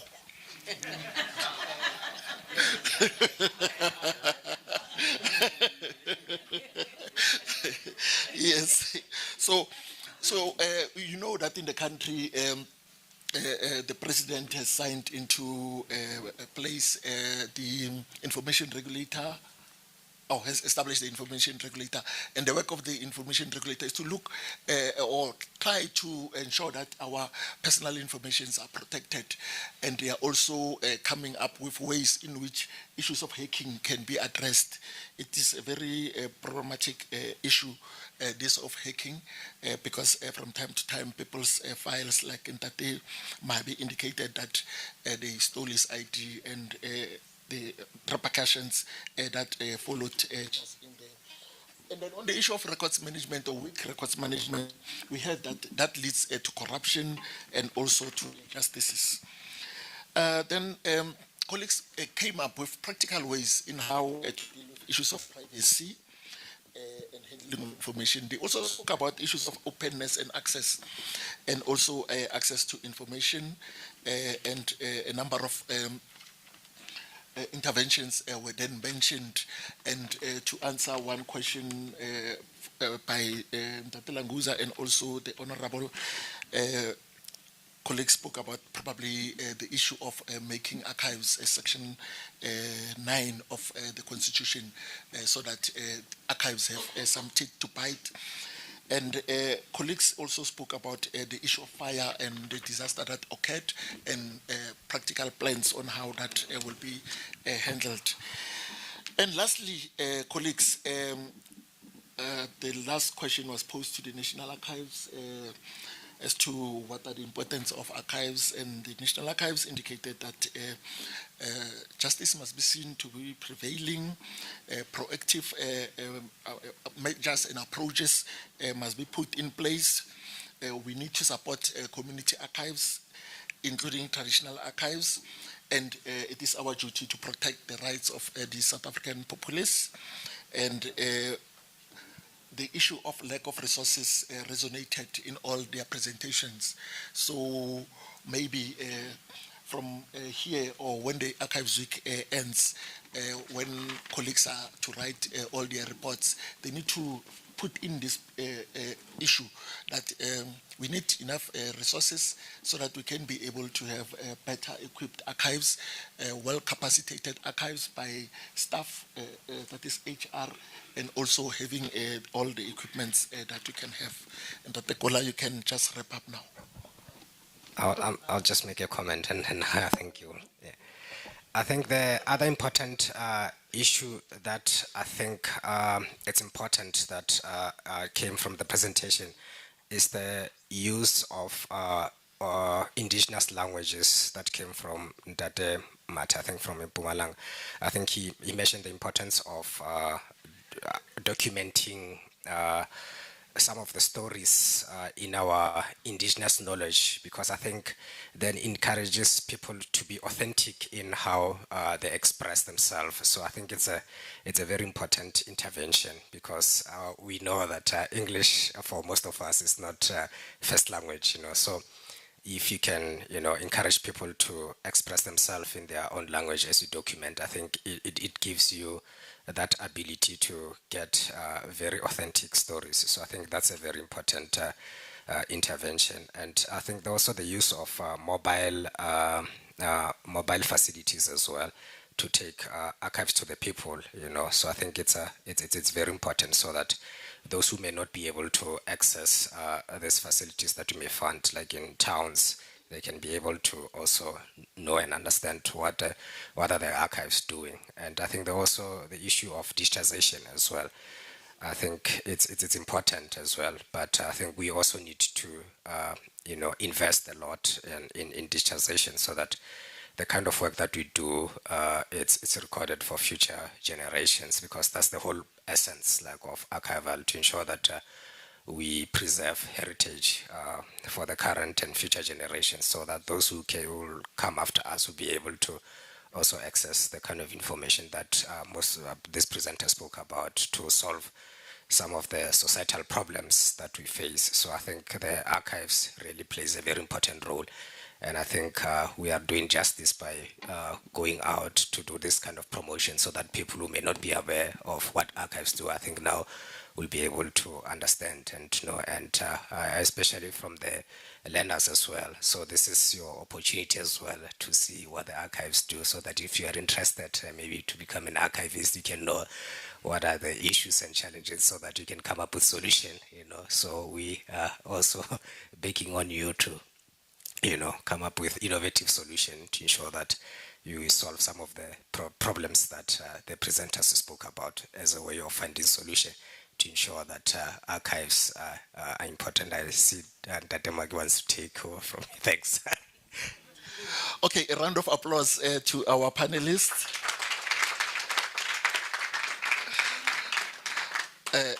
And to us, including Maite. Okay, now we are going to call Mesimpe, who's the director for the Provincial Archives, to come and give something to these colleagues who spend sleepless nights writing all the messages or the information, and also in Afrikaans. Ons het jou gehoor, my broer. Duidelik.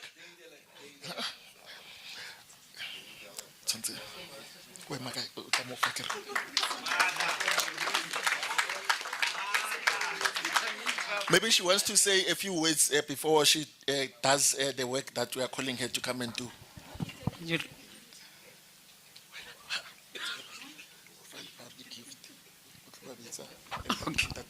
Yeah, no, thanks very much, Advocate, and to the facilitator, or what were you here, Program Director?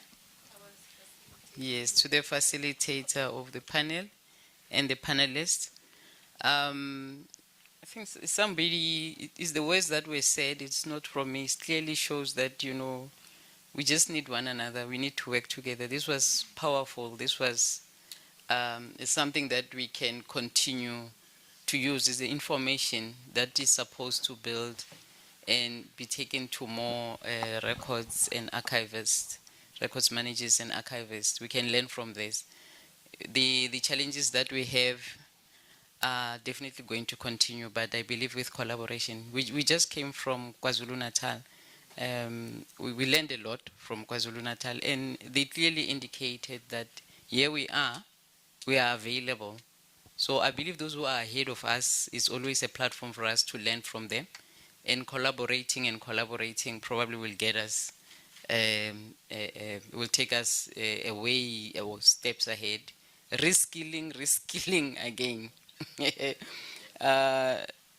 I always say this, there's that term that is used a lot in archives that we used to hear a lot, where the source of the origin, the place, which language does they use? The false, it's a French, what is it, Rema Makhalif? Yeah, so we are going to be trying to move away from both fronts and now start to talk about community archives. And definitely if we are stuck to that, it will not help us a lot. There's a lot that needs to be learned by our archivists and records managers, so that we fit into the new era.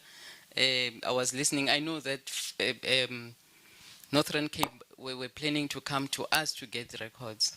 Rather than to now really try to work that, let's move into digitization. And we simplify our lives. We all need those records.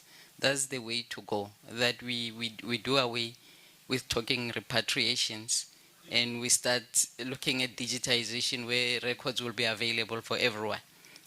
Space will no longer be an issue or where they held, but we will know or maybe they belong to your community and our community. We still need them as well.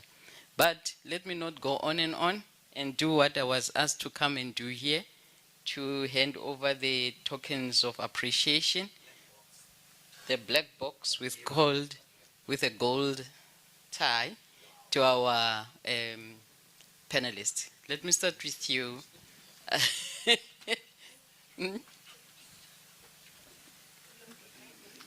I'm behind the podium. Okay, I must come this side. Oh.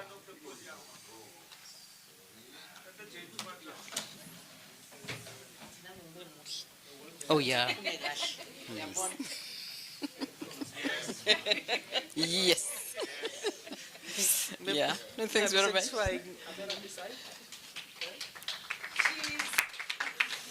Thank you. Can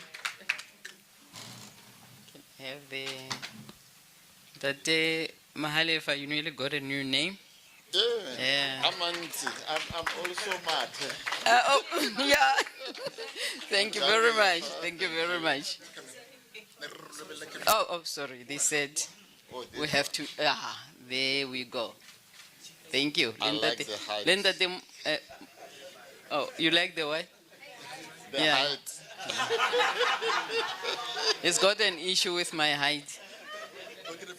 It's not the first time I hear about that. And he said it happened suddenly because all along he thought I'm tall. I don't know when have I ever been tall. Thank you very much, Sisju. Okay. In there? Yeah. Bring my box. Let me hand over the game. Yes. Yebo. Thank you. Thank you. Thanks, Sissy.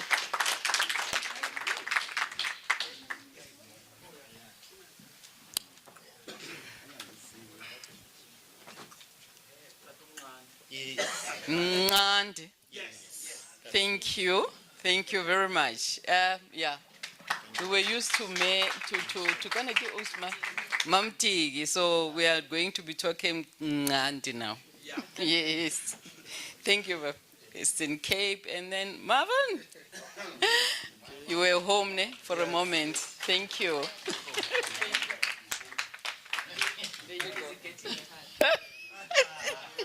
I created something that I want them. Yeah, no, thanks very much. Bye-bye. Okay. No. Ke presenter. Okay.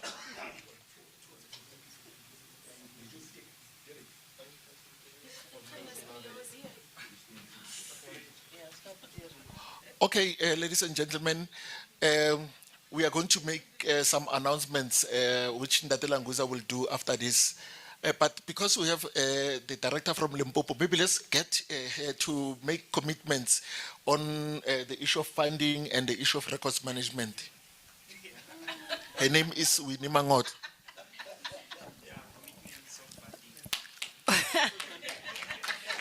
Why must I make commitments on funding? I'm not provincial treasurer or national treasurer for that matter.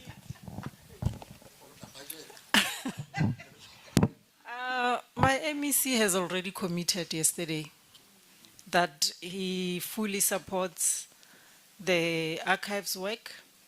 So that being said, it means when we go and knock at the provincial treasury, we will get funding. And as the head of the provincial archives in Limpopo, I fully support the work, and we are going to make noise about the budget issues. Thank you. Thank you, Limpopo, for making commitments about the budget to support the work of the archives. We have the chief director from from Mpumalanga. We have the chief director from Mpumalanga who is also going to say a few words. Good afternoon. As Mpumalanga, we have started to make noise about funding for archives. But I think we still have a lot of work to do because we are making noise at a very, very lower level in the department. We really need some form of enforcement from above. There was an issue raised earlier about enforcement to say actually where should the enforcement be coming from? From where I'm sitting, I think that enforcement, if it can land in the offices of the premiers, to say provincial premiers, what are you actually doing about records management? Maybe we can get somewhere. Because when it comes to budget issues, there are provinces that are lucky enough to have executive who understand and support records management issues. But with some other provinces, they are not lucky enough. I would not say which ones are those. But that's maybe the direction that we need to take. As Mpumalanga, we are trying. We are knocking at the doors of the provincial treasury to say, please assist with funding. And with the little that we get, we can't do much. So these issues of archives really need proper funding, proper consideration, because we have our Provincial Archives Act. How can we be having the act as a department? We have the entire mandate, but when it comes to budgeting to implement that mandate, we are not considered. So I really support the initiatives of the archives. And this was a beautiful discussion that looked at all the elements that can bring the archives work forward. Thank you very much.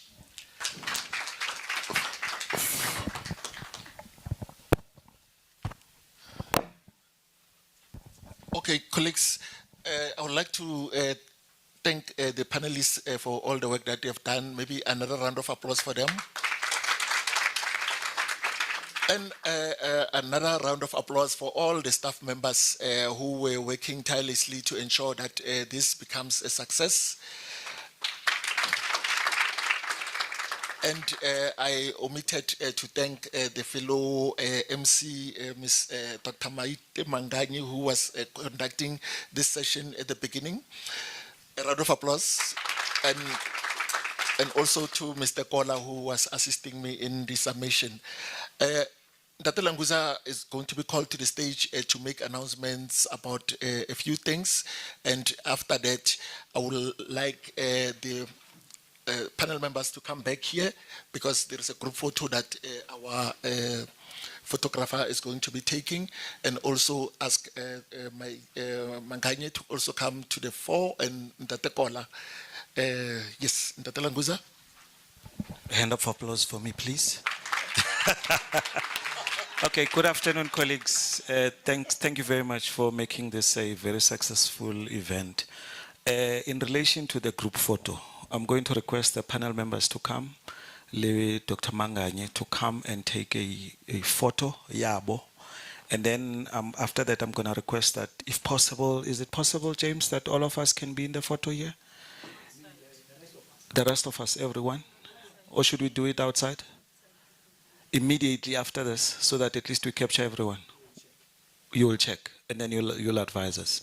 Okay, in relation to the food or catering, everybody else who's not a learner, you go that side, or all the adults, and then all our learners are requested to go this side, the Batlalatela Auskilibugile. We're supposed to have another post-mortem meeting today with the LOC, but that one has been cancelled because of the other event which we still have to attend at 5 o'clock. So my request and proposal is that we meet tomorrow. We will announce the time on our group. I think I'm fine. Thank you very much, and thanks for everything. Oh, we still have a tour of the archives immediately after lunch. Okay. We'll start with the launch with the tour of the archives. Where's Sispakama? What time? 2:30? Should we make it 2:30? 2:30. We can take the learners for a tour now, and then they take their food, batsamai. All right, and then everybody else can have they start with their food, and then they do the tour from 2:30. Okay, cool. Thank you very much. Tour? No, sorry. Photograph. Okay, I'll ask panelists to come to the front. And then immediately after the panelists, they have taken a photo, everyone who's in here must come to the fore so that we have this group. Atamilang. I can hear that thing.